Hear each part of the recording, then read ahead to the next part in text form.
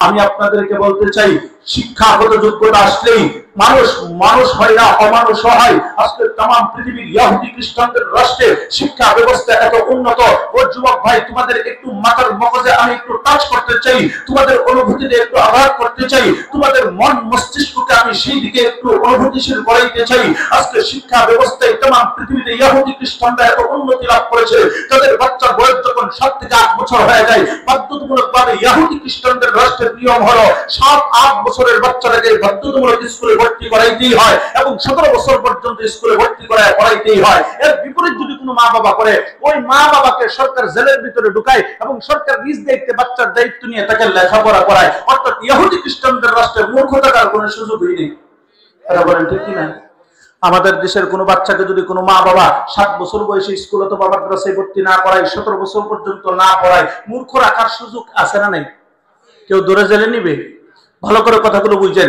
আমি বর্তমান যুগের তারে আমি কথা বলার চেষ্টা করতেছি।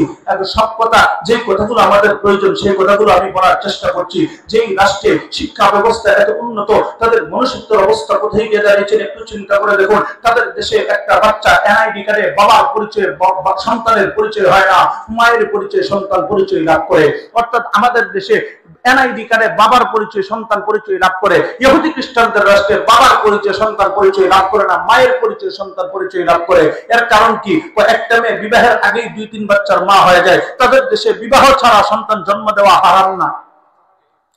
প্রিয় ভাইয়ের আমার, আপনারা শুনলে আশ্চর্য হবেন, আপনারা হয়তো অনেকেই জানেন না, সেই দেশে একটা মেয়ে বিবাহের আগেই 2-3 বাচ্চার মা হয়ে যায়। দুঃখের সাথে বলতে হয়, আজকে যে ইহুদি খ্রিস্টানরা তারা বিবাহ বহির্ভূত ভাবে বাচ্চা জন্ম দেয়, সেই ইহুদি খ্রিস্টানদেরকে আমরা মুসলমানের সন্তানের অনুসরণ করি। ওরা যারা ইহুদি খ্রিস্টানদেরকে আমরা অনুসরণ করি, তারাও তাদের দোষর কথা বলে ঠিকই। আপনাদের সামনে সূরা রহমান, যে সূরাটা আমাদের সকলেরই পরিচিত, সেই সূরা রহমানের শুরু থেকে নিয়ে 4 নম্বর আয়াত পর্যন্ত তিলাওয়াত করেছি। এই আয়াতগুলোকে সামনে রেখে কোরআন সুন্নাহর আলোকে তাফসীর কেন্দ্রিক কিছু কথা আমি আপনাদের সামনে বলার চেষ্টা করব। আল্লাহ আমাকে বলার, আপনাদেরকে মনোযোগ সহকারে শোনার তৌফিক দান করুন। সকলে বলি আমিন। মূল আলোচনায় চলে যায়। তেলাওয়াতকৃত আয়াতে আল্লাহ তাআলা শুরুতেই তিনি তার নিজের পরিচয় দিয়েছেন। আল্লাহ তাআলা বলেন, আর-রাহমানু আল্লামাল কুরআন খালাকাল ইনসানা আল্লামাহুল বায়ান। আল্লাহু কোরআনের এক এক ধরনের সুরে এক এক ধরনের মাধুর্যতা দিয়েছেন যিনি, তিনি কে? আল্লাহ। আপনাদের দোয়ার বরকতে জাতীয় হিফজুল কোরআন প্রতিযোগিতায় আমি 2009 সালে জাতীয় পুরস্কার লাভ করেছি, আলহামদুলিল্লাহ। এই জন্য বিভিন্ন সময় বিভিন্ন সুরে যদি পড়ি রাগ করবেন না তো আপনারা? কারণ কোরআন তেলাওয়াতের স্বর, কণ্ঠ, টোন, পৃথিবীর সমস্ত টোন কোরআন তেলাওয়াতের টোনের কাছে তুচ্ছ। কথা বলেন ঠিক? আর-রাহমানু আল্লামাল কুরআন খালাকাল ইনসান। আর কথা কেমন লাগে কোরআন তেলাওয়াত শুনলে? যারা শুনছি, যিনি বলছেন, বলনাওয়ালা শুননাওয়ালার আমল নামায় মুহূর্তের মধ্যে প্রতি অক্ষরের বিনিময়ে 10টি করে নেকি লিখে দেন যিনি, তিনি কে? সবাই বলেন তিনি কে? নবীজি বলেন, মান ক্বারাআ হারফান মিন কিতাবিল্লাহ ফালাহু বিহি হাসানাহ ওয়াল আশারাতু বিআশরি আমসালিহা লা আকুলু আলিফ লাম মিম হারফুন বাল আলিফুন হারফুন ওয়া লামুন হারফুন ওয়া মিমুন হারফুন। যে ব্যক্তি কোরআনের এক একটি অক্ষর তিলাওয়াত করবে, আল্লাহ তাআলা মুহূর্তের মধ্যে তার আমল নামায় 10টি করে নেকি লিখে দেয়। পড়ে সুবহানাল্লাহ। খুশি না বেজার? আল্লাহ তাআলা প্রথমেই তার নিজের পরিচয় তুলে ধরেছেন, আর রহমান, দয়াময় আল্লাহ। কে? দয়াময় আল্লাহ তিনি। আল্লামাল কোরআন, যিনি কোরআন শিখাইছেন। খালাকাল ইনসান, মানুষ বানাইছেন। এখান থেকে আমি আপনাদেরকে প্রশ্ন করব, বুঝে থাকলে জবাব দিবেন। আল্লাহ আগে মানুষ বানাইছেন নাকি আগে কোরআন শিখাইছেন? কথা বোঝা যায়? এই জন্য মনোযোগ সহকারে তাফসীর কেন্দ্রিক কথাগুলো বুঝতে হলে একটু মনোযোগ দিতে হয়। আল্লাহ আগে মানুষ বানানোর কাজটা করছেন, কিন্তু আল্লাহ আগে বলতে গিয়া বলেন আর রহমান আল্লামাল কোরআন খালাকাল ইনসান, দয়াময় আল্লাহ তিনি যিনি কোরআন শিখাইয়া মানুষ বানাইছেন। তাহলে কেমন জানি আমাদের কথা আল্লাহর কথার মধ্যে কেমন একটা বেমিল বেমিল লাগে, কথা কোন ঠিক কিনা? আসলে কোনো বেমিল নাই, সবই মিল। যদি আল্লাহ মানুষ বানানোর কাজটা আগে করে থাকেন তাহলে আল্লাহ এভাবে বলতেন الرحمن خلق الإنسان علمه القرآن,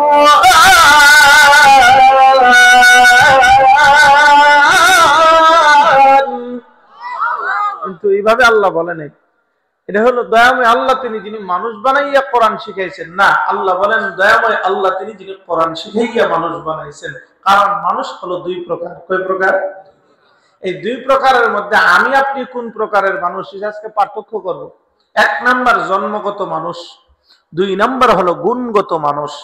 জন্মগত মানুষকে মানুষের ঘরে জন্ম নিলেই জন্মগত মানুষ পাওয়া যায়, শিক্ষাগত যোগ্যতার কোনো প্রয়োজন নেই।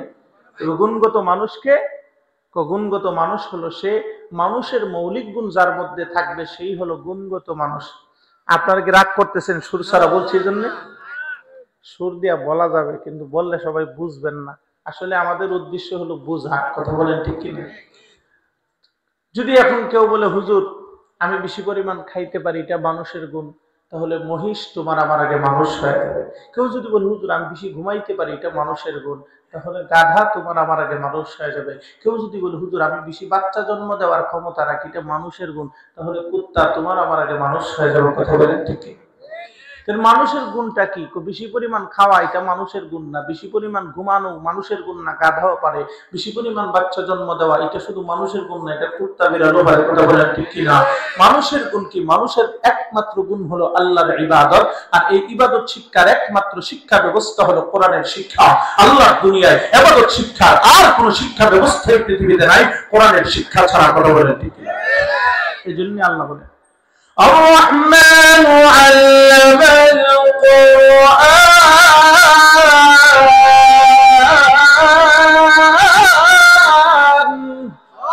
দয়াময় আল্লাহ তিনি যিনি কোরআন শিখাইয়া মানুষ বানাইছেন। অর্থ হলো কোরআন শিখাইয়া আল্লাহ একটা মানুষকে ইবাদত করনেওয়ালা বানাইছেন, আর ইবাদত করার মধ্য দিয়ে একটা জন্মগত বংশগত মানুষকে আল্লাহ গুণের মানুষে পরিণত করে। সুবহানাল্লাহ।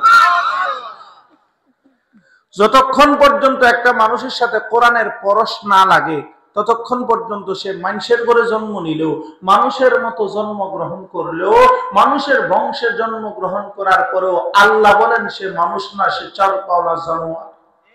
কে বলছেন? আল্লাহ বলেন উলাইকা কাল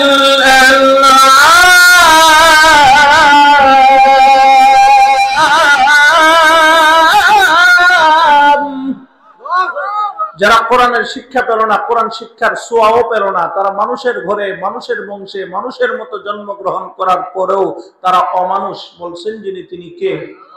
আমি আপনাদেরকে প্রশ্ন করব, বুঝে থাকলে জবাব দিবেন। যুবক ভাইয়েরা, আমাদের সমাজে এমন কিছু মানুষ আছে যারা ঠিক মতো খায়, ঠিক মতো ঘুমায়, ঠিক মতো সন্তানাদি লালন পালন করে, ঠিক মতো আয় রোজগার করে, ঠিক মতো ব্যবসা বাণিজ্য করে, ঠিক মতো খেত খামারে কাজ করে, শুধুমাত্র কেবলমাত্র নামাজ রোজা ইবাদত বন্দেগীর ধার ধারে না, কোরআন তেলাওয়াতের ধার ধারে না, জিকির আজকারের ধার ধারে না, এমন লোক এই কাশখালীতে নাই। সবাই কোন আছে না নাই? শুধুমাত্র দুনিয়া, শুধুমাত্র দুনিয়া, দুনিয়া, দিনের বেলাও দুনিয়া, রাতের বেলাও দুনিয়া, প্রয়োজন অতিরিক্ত দুনিয়া যদি আমার আপনার ভিতরে ঢুকে, ওই দুনিয়া আমার বন্ধু নয়, আমার শত্রুতে পরিণত হয়ে যায়। কথা বলেন ঠিক? দুনিয়া আমাদের জন্য কেমন আল্লাহ তাআলা উদাহরণ দিয়েছেন। وضرب الله مثل الحياة الدنيا كماء أنزلناه من السماء,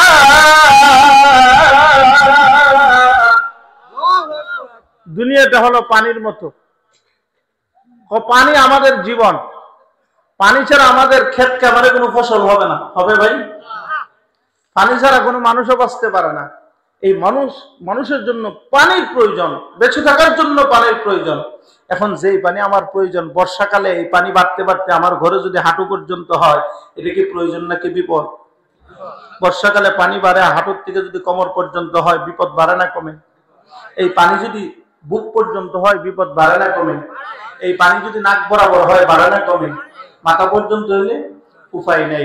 যেই পানি আমার জীবন বাঁচানোর মাধ্যম ছিল, যেই পানি আমার প্রয়োজন ছিল, সেই পানি প্রয়োজন অতিরিক্ত হওয়ার কারণে আমার প্রাণ নাশের হুমকি হয়ে দাঁড়িয়েছে।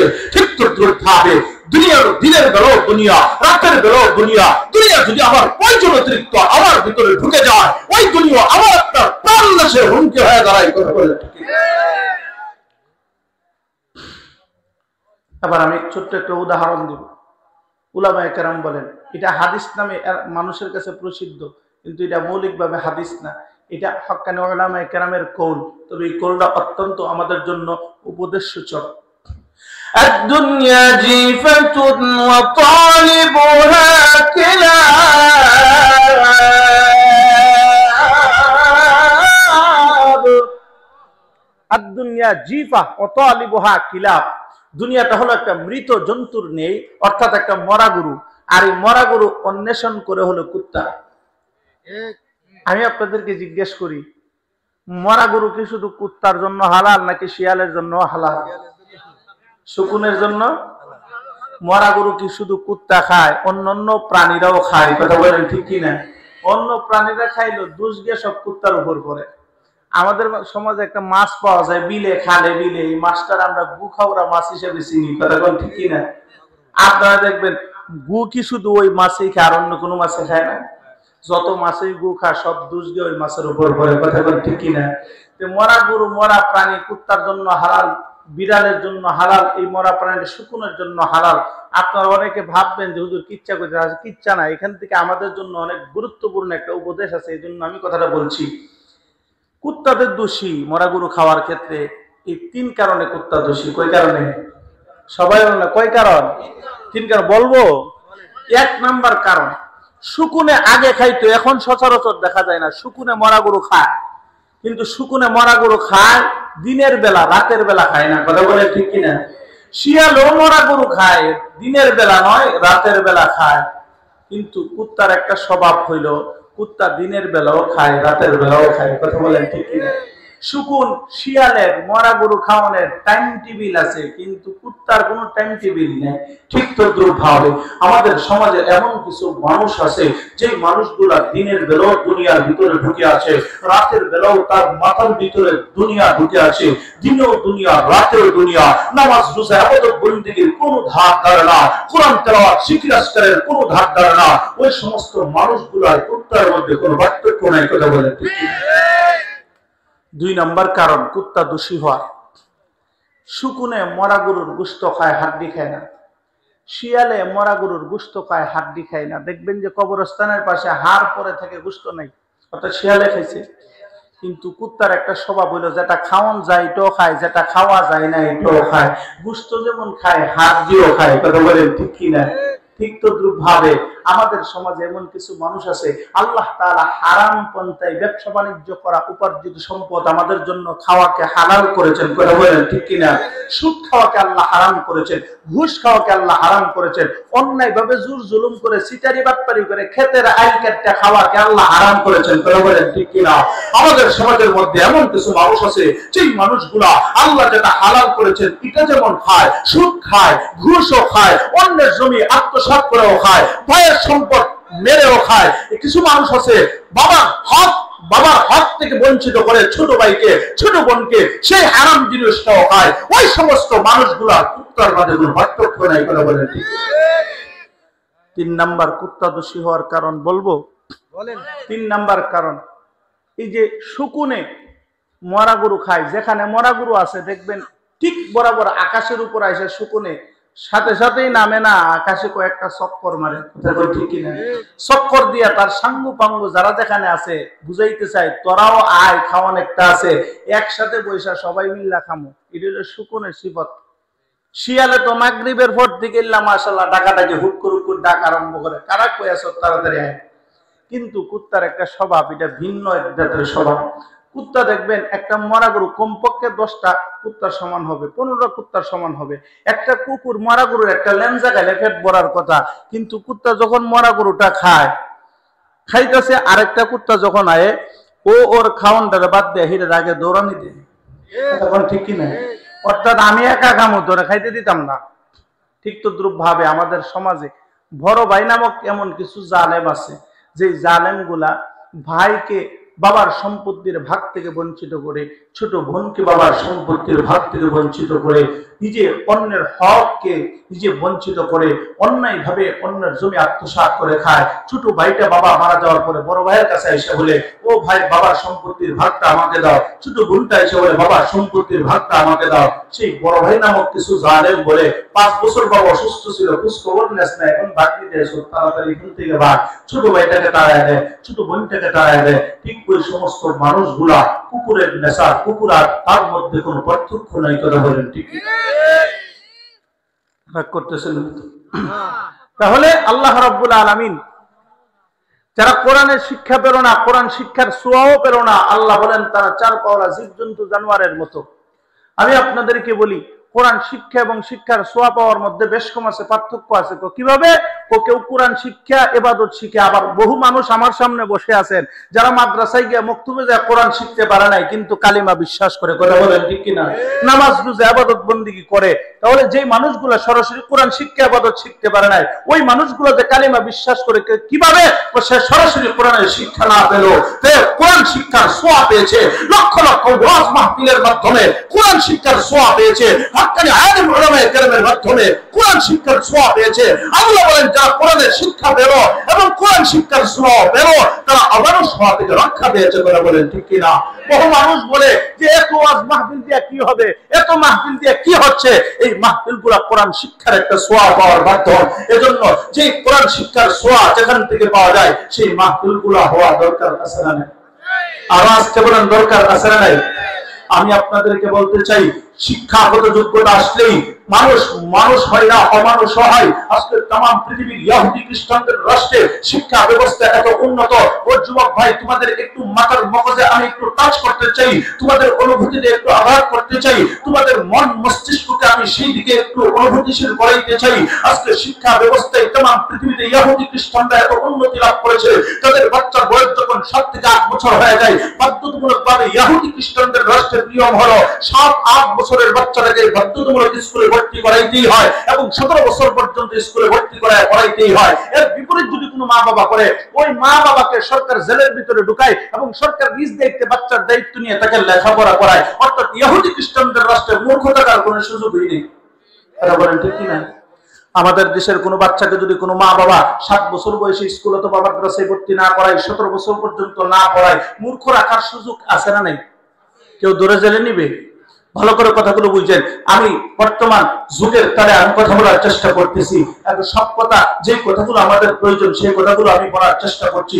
যেই রাষ্ট্রে শিক্ষা ব্যবস্থা এত উন্নত, তাদের মনুষ্যত্বের অবস্থা কোথায় গিয়ে দাঁড়িয়েছেন একটু চিন্তা করে দেখুন। তাদের দেশে একটা বাচ্চা এনআইডি কার্ডে বাবার পরিচয়, সন্তানের পরিচয় হয় না, মায়ের পরিচয় সন্তান পরিচয় লাভ করে। অর্থাৎ আমাদের দেশে এনআইডি কার্ডে বাবার পরিচয় সন্তান পরিচয় লাভ করে। ইহুদি খ্রিস্টানদের রাষ্ট্রে বাবার পরিচয় সন্তান পরিচয় লাভ করে না, মায়ের পরিচয় সন্তান পরিচয় লাভ করে। এর কারণ কি? একটা মেয়ে বিবাহের আগেই 2-3 বাচ্চার মা হয়ে যায়। তাদের দেশে বিবাহ ছাড়া সন্তান জন্ম দেওয়া হারাম না। প্রিয় ভাইয়ের আমার, আপনারা শুনলে আশ্চর্য হবেন, আপনারা হয়তো অনেকেই জানেন না, সেই দেশে একটা মেয়ে বিবাহের আগেই 2-3 বাচ্চার মা হয়ে যায়। দুঃখের সাথে বলতে হয়, আজকে যে ইহুদি খ্রিস্টানরা তারা বিবাহ বহির্ভূত ভাবে বাচ্চা জন্ম দেয়, সেই ইহুদি খ্রিস্টানদেরকে আমরা মুসলমানের সন্তানের অনুসরণ করি। ওরা যারা ইহুদি খ্রিস্টানদেরকে আমরা অনুসরণ করি, তারাও তাদের দোষর। কথা বলে ঠিক কি? যে খ্রিস্টান রোনালদো, মেসি, এদেরকে আমরা অনুসরণ করি, তারা কি মুসলমান? এই খ্রিস্টানের জিন্দিগি তুমি তালাশ করে গিয়ে দেখো, বিবাহের আগে কয়েক বাচ্চার বাপ হয়ে গেছে। কথা বলে ঠিক কিনা? এগুলো কি হালাল জাদা না হারাম জাদা? আমরা কার অনুসরণ করি? রাগ করেন না বাবা, আসমানের উপরে জমিনের নিচে ওয়াজ করলে অনেকের লাগে না, অনেক যুবক ভাইদের লাগতে পারে। ভাই তোমার দুইটা পায়ের উপর আমার দুইটা হাত রেখে বলছি, আমি তোমার কল্যাণার্থে কথা বলার জন্য এখানে বসছি, তোমার শত্রু হওয়ার জন্য আমি এখানে বসে নাই। আমি তোমার মগজে একটু আঘাত করতে চাই, আমি তোমার অনুভূতিতে একটু টাচ করতে চাই। আমি তোমাকে বলতে চাই, ইহুদি খ্রিস্টানদের রাষ্ট্রে শিক্ষা ব্যবস্থা এত উন্নত হওয়ার পরও তাদের মনুষ্যত্বের অবস্থা এমন জায়গায় দাঁড়িয়েছে, একটা মেয়ে বিবাহের আগে কখনো পার্কে গিয়া, কখনো সমুদ্রের পাড়ে গিয়ে, কখনো আবাসিক হোটেলে গিয়া, এক এক পুরুষের সঙ্গে এক এক সময় সে গিয়া সময় কাটাইয়া প্রেগনেন্ট হয়ে যখন বাচ্চা জন্ম দেয়, ওই মেয়েটা নিজেই জানে না তার পেটের বাচ্চার বাবা কোন পুরুষ। আমি আপনাদেরকে বলতে চাই, আমাদের দেশে কিছু মানুষ আছে যারা কুকুরনির বাচ্চা লালন পালন করে, কথা বলেন ঠিক কিনা? এই কুকুরের বাচ্চাগুলো কোনো কুকুরের কাছ থেকে আনা হয় না, কুকুরনির কাছ থেকে আনা হয়। এই জন্য কুকুরনির কাছ থেকে আনা হয়, কারণ কুকুরনি নিজেই জানে না তার এই বাচ্চাগুলো কোন কুকুরের বাচ্চা। আমি আপনাদেরকে বলতে চাই, আমাদের দেশের একটা কুকুরনির বাচ্চার জন্মগ্রহণের প্রক্রিয়া আর ইহুদি খ্রিস্টানদের সন্তান জন্মগ্রহণের প্রক্রিয়ার মধ্যে কোনো ধরনের কোনো পার্থক্য নাই, কথা বলেন ঠিক কিনা? এর মানে এই নয় তাদের শিক্ষা ব্যবস্থা অনেক দুর্বল, না না, তাদের শিক্ষা ব্যবস্থা অনেক শক্তিশালী, কিন্তু তাদের মধ্যে একটা শিক্ষা নাই, কোরআনের শিক্ষা নাই, কোরআন শিক্ষার ছোঁয়া নাই। আল্লাহ বলেন, যারা কোরআনের শিক্ষা দেও না, কোরআন শিক্ষার ছোঁয়া দেও না, তারা মানুষের ঘরে, মানুষের বংশে, মানুষের মতো জন্মগ্রহণ করার পরও তারা যে অমানুষ বলছেন যিনি, তিনি কে? আমি আপনাদের মগজটাকে একটু প্রশস্ত করতে চাই। আজকে আমরা কোন দিকে চলছি, মুসলমান কোন দিকে চলছে? আজকে আমি আমার ক্ষেত খামার নিয়ে ব্যস্ত, আমার দোকানপাট নিয়ে ব্যস্ত, কিন্তু আমাদের ইতিহাস, ঐতিহ্য, স্বকীয়তা নষ্ট হয়ে যাচ্ছে। ইহুদি খ্রিস্টানরা এমন ভাবে ষড়যন্ত্র করছে, আজকে আমাদের প্রাইমারি স্কুল থেকে শুরু করে ইউনিভার্সিটি পর্যন্ত পাঠ্যপুস্তকে এই কথা লেখা নাই, বিবাহ ছাড়া সন্তান জন্ম দেওয়া হারাম। যেই দেশের লক্ষ কোটি মুসলমানের সন্তান প্রাইমারি থেকে ইউনিভার্সিটি পর্যন্ত পড়ালেখা করে, ওই দেশের পাঠ্যপুস্তকে এই কথা লেখা নাই, বিবাহ ছাড়া সন্তান জন্ম দেওয়া হারাম। বাবা কেন লেখা নাই, কেন লেখা নাই? এর দুঃখজনক একটা জবাব হলো, আমাদের লক্ষ কোটি মুসলমানের সন্তানের যে দায়িত্ব নিয়ে পাঠ্যপুস্তক সংশোধনী কমিটিতে আমরা পূর্বে যাদেরকে দেখেছি, তাদের মধ্যে অনেকেই ছিল নাস্তিক পাল্টা, কথা বলেন ঠিক কিনা? এই নাস্তিকগুলো সুকৌশলে আমাদের সন্তানদের মগজের ভিতরে ঢুকে দেওয়ার চেষ্টা করছে বানরের শিক্ষা, আমাদের সন্তানগুলোর মগজ ধুলাই করার চেষ্টা করছে, আমাদের সন্তানগুলোকে ঈমান আকীদা ধ্বংস করার প্রয়াস চালিয়েছে। কখনো সুযোগ করে তারা এই জিনিস ঢুকিয়ে দিয়েছে, প্রাপ্তবয়স্ক ছেলে মেয়ে একে অপরের সম্মতিক্রমে দৈহিক মিলামিশা করা দোষের কিছু না, চিল্লায় পড়ি না আউযুবিল্লাহ। আমি স্পষ্ট করে বলছি, আমি স্কুল কলেজের বিরোধী না। আমি অবশ্যই বলি, আমার সন্তান, মুসলমানের সন্তান প্রাইমারিতে পড়বে, হাই স্কুলে পড়বে, কলেজে পড়বে, ইউনিভার্সিটিতে পড়বে, পলিটেকনিকে পড়বে, মেডিকেলে পড়বে, মুসলমানের সন্তান ডাক্তার হবে, ইঞ্জিনিয়ার হবে, ব্যারিস্টার হবে, লয়ার হবে, জাজ হবে, কারণ এই সম্পদগুলো মুসলমানদের দরকার আছে না নাই? সবাই বলে না, আছে না নাই? কিন্তু স্পষ্ট ভাষায় বলতে চাই, আমার কোমলমতি সন্তানগুলো প্রাইমারি থেকে ইউনিভার্সিটি পর্যন্ত পড়তে গিয়া কোন রাষ্ট্রিক কোন রাম আর বাম যেন আমার সন্তানের ঈমানকে যেন হরণ করে নিয়ে যেতে না পারে, নিশ্চয়তা পেতেই হবে, কথা বলেন ঠিক কিনা?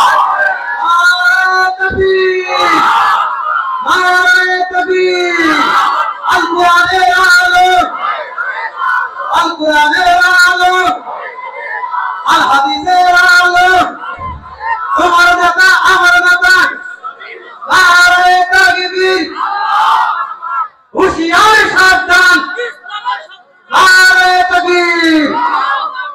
আমরা স্পষ্টভাবে এই দাবি জানাবো, যেই দেশের লক্ষ কোটি মুসলমানের সন্তানগুলা প্রাইমারি থেকে ইউনিভার্সিটি পর্যন্ত পড়ালেখা করে, ওই দেশের পাঠ্যপুস্তক সংশোধনী কমিটিতে অবশ্যই ইসলামিক স্কলারদের অংশগ্রহণকে বাধ্যতামূলক করতেই হবে, কথা বলেন ঠিক কিনা?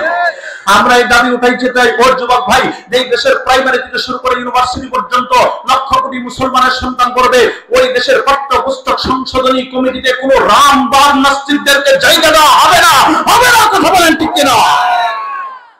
যেই দেশের পাঠ্যপুস্তকে এই কথা লেখা নাই, বিবাহ ছাড়া সন্তান জন্ম দেওয়া হারাম, তারপরও 1 লক্ষ ছাত্রছাত্রীদের মধ্যে 99,999 জন ছাত্রছাত্রী মনে প্রাণে বিশ্বাস করে বিবাহ ছাড়া সন্তান জন্ম দেওয়া হারাম, কথা বলেন ঠিক কিনা?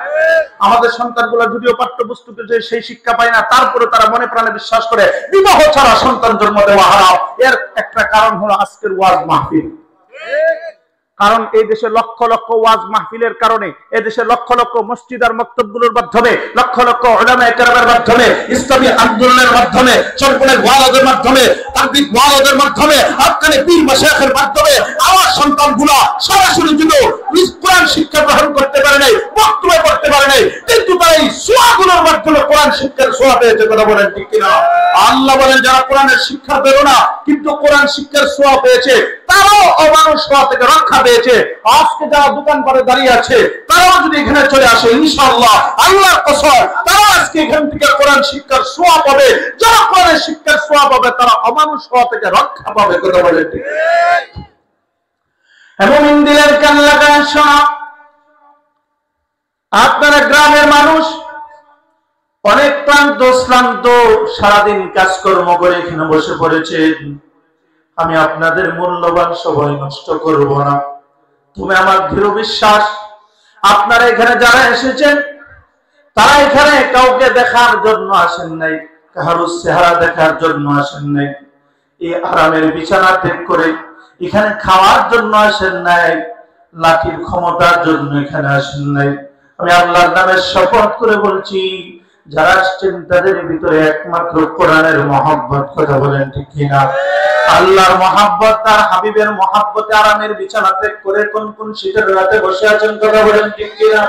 আমি আল্লাহর কাছে দোয়া করছি, আল্লাহ যেন আমাদের এই বসাটাকে কিয়ামতের ময়দানে কঠিন মুসিবতের দিনে, যেদিন আমাদের বাঁচার মতো কোনো উপায় থাকবে না, আজকের এই বসাকে যেন আমাদের সকলের নাজাতের জরিয়া বানায়। সকলে বলি আমিন।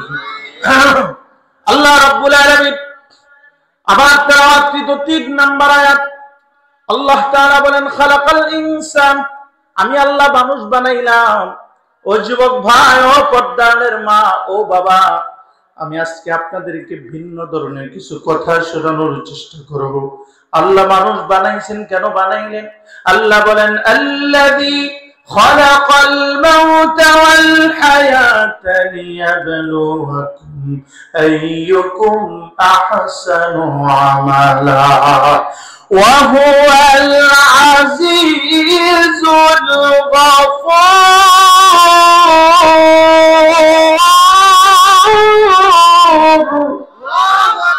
আল্লাহ রাব্বুল আলামিন বলেন, রে গোলাম, আমি আল্লাহ মৃত্যু এবং জীবন সৃষ্টি করেছি।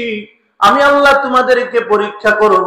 ভাই বোনা, তোমাদেরকে এমনিতে আমি আল্লাহ ছেড়ে দিব না, না, আমি আল্লাহ তোমাদেরকে পরীক্ষা করব। ও গোলাম, কিসের পরীক্ষা করব? আমি আল্লাহ দেখব তোমাদের মধ্যে কার আমলটা কত সুন্দর, কার আমলটা কত উত্তম। আমি আল্লাহ বেশি বেশি আমল দেখব না, আমি আল্লাহ সুন্দর আমল দেখব। এজন্য আল্লাহ ডাক দেয়া বলেন, রে গোলাম, আমি আল্লাহ অস্তিত্বহীন থেকে তোমাদেরকে অস্তিত্ব দান করেছি। তোমাদের কোনো নাম ছিল না, তোমাদের কোনো পরিচয় ছিল না। আমি আল্লাহ তোমাদেরকে এমন একটা জিনিস দিয়া আমি আল্লাহ অস্তিত্ব দান করেছি।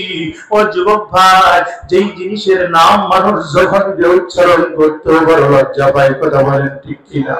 আল্লাহ বলেন, ইন্না খালাকানাল ইনসানা মিন নুতফাতিন আমশাদ।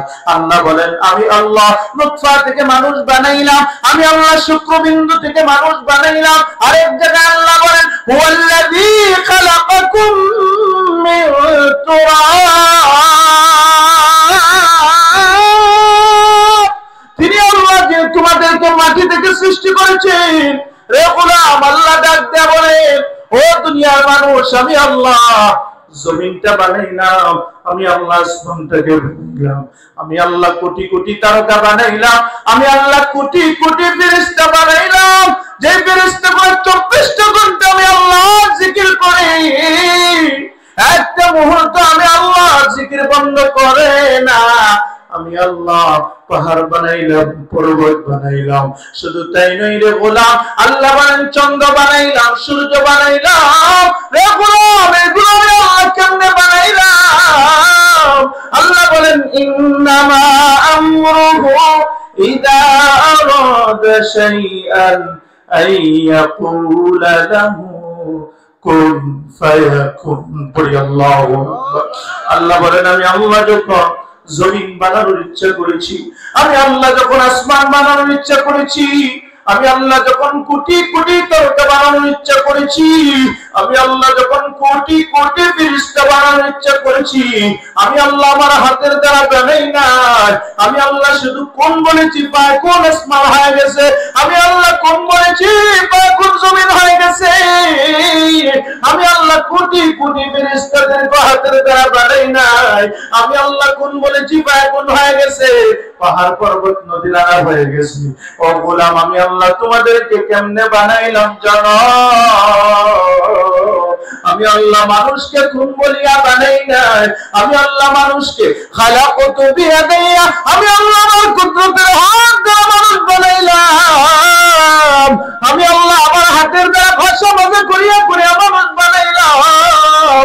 শুধু তাই নাই রে গোলাম, আজকে যুব সমাজের মধ্যে আমার অনেক যুবক ভাই আছে, যে যুবক ভাইগুলা ইহুদি খ্রিস্টানদের প্রশংসায় পঞ্চমুখ। আমাদেরকে বলে হুজুর আজকে ইহুদি খ্রিস্টানরা तमाम পৃথিবীতে বিজ্ঞানের এত উন্নতির প্রদর্শন দেখাচ্ছে, দর্শনের প্রদর্শন দেখাচ্ছে, আধুনিক টেকনোলজি ইহুদি খ্রিস্টানরা তৈরি করছে। মুসলমানরা तमाम পৃথিবীকে কি উপহার দিতে পেরেছে? আমাদের মুসলমানের সন্তান শিক্ষিত যুবকগুলা তারা ইহুদি খ্রিস্টানদের প্রশংসায় পঞ্চমুখ হয়ে যায়। আমি ওই সমস্ত যুবক ভাইদের কাছে প্রশ্ন রাখতে চাই, ও যুবক ভাই, তুমি তোমার 3.5 হাত বডির দিকে একটু নজর দাও। তুমি একটু নজর দিয়ে তাকাও, দেখো আল্লাহ চক্ষু দিল, আল্লাহ শ্রবণ শক্তি দিল, আল্লাহ বাক শক্তি দিল, হাত দিল, আল্লাহ পা দিল।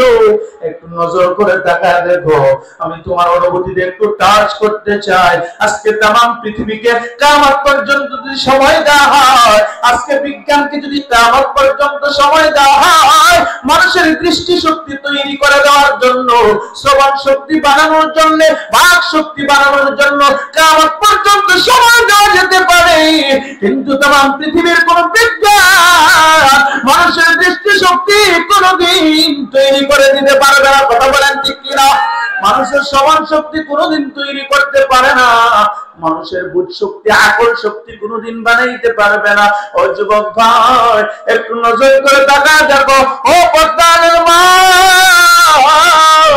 একটু নজর করে দেখো। আমার আপনার মালিক আল্লাহ যে আমাদেরকে দৃষ্টি শক্তি দিল, কোটি কোটি টাকার সম্পদ, আল্লাহ শ্রবণ শক্তি দিল, বাক শক্তি দিল, আকল শক্তি দিল, এইগুলোর জন্য কি আল্লাহর কাছে কোনদিন আমরা চেয়েছিলাম কি? আল্লাহর কাছে কোনদিন দরখাস্ত করি নাই? বিনা দরখাস্তে আমাদেরকে দৃষ্টি শক্তি দিয়েছেন যিনি, তিনি কে?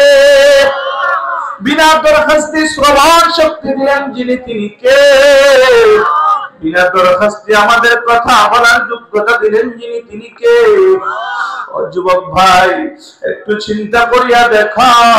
আজকে আমাদের সমাজের যে বান্দাটাকে আল্লাহ একটা চক্ষু দেয় নাই, সমাজের মানুষ ওই চক্ষু না থাকা মানুষটাকে মা বাবার মহব্বতের নামটা পরিবর্তন করিয়া কানা বলিয়া ডাকে। বলেন ঠিক? আল্লাহ যাকে শ্রবণ শক্তি দেয় নাই, যে মানুষটা কান দিয়া শুনে না, ওই মানুষটার নাম পরিবর্তন করিয়া সমাজের মানুষটাকে হাত কাল বইরা বলিয়া ডাকে। যে মানুষটা কথা বলতে পারে না, ওই মানুষটার নাম সমাজের মানুষ পরিবর্তন করিয়া বোবা বলিয়া ডাকে। যে মানুষটার একটা হাত নাই, আল্লাহ একটা হাত দেয় নাই, তাকে টুন্ডা বলিয়া ডাকে। আল্লাহ যাকে একটা পাও দেয় না, ওই মানুষটাকে মানুষ ল্যাংড়া বলিয়া ডাকে। কথা বলে ঠিক কিনা? একটু চিন্তা করিয়া নজর দিয়া তাকায় দেখো। আল্লাহ তোমার চক্ষু দিল, শ্রবণ শক্তি দিল, বাক শক্তি দিল, আকল শক্তি দিল, তোমার হাত দিল, পা দিল। আল্লাহ শান সম্পূর্ণ রেখে তোমাকে যিনি খুব ভাবে আল্লাহ বানাইলো, ওই রব ডাক দিয়া বলেন কুতিলাল ইনসান।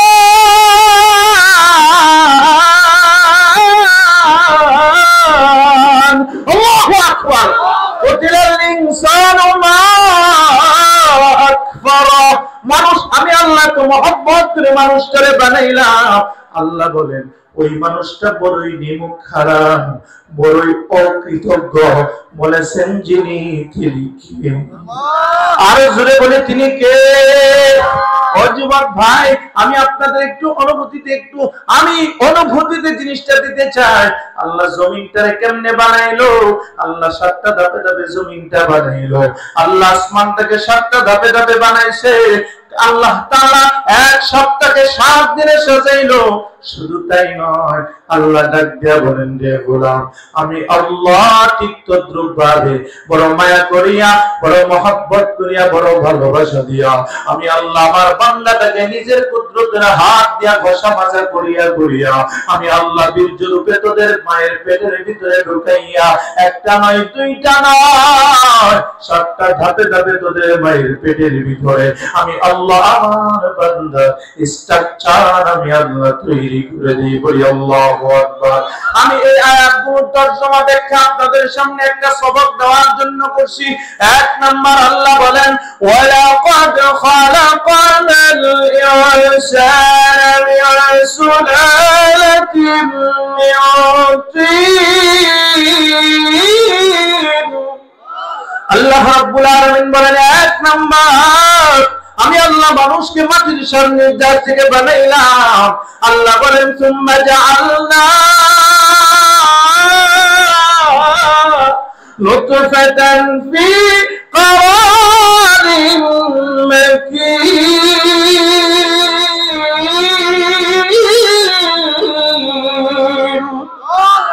আল্লাহ বলেন তোমার আমি আল্লাহ 2 নম্বরে আমি আল্লাহ বীর্যরূপে তোমার মায়ের পেটের ভিতরে সংরক্ষিত আদরে আমি আল্লাহ স্থাপন করে দিলাম।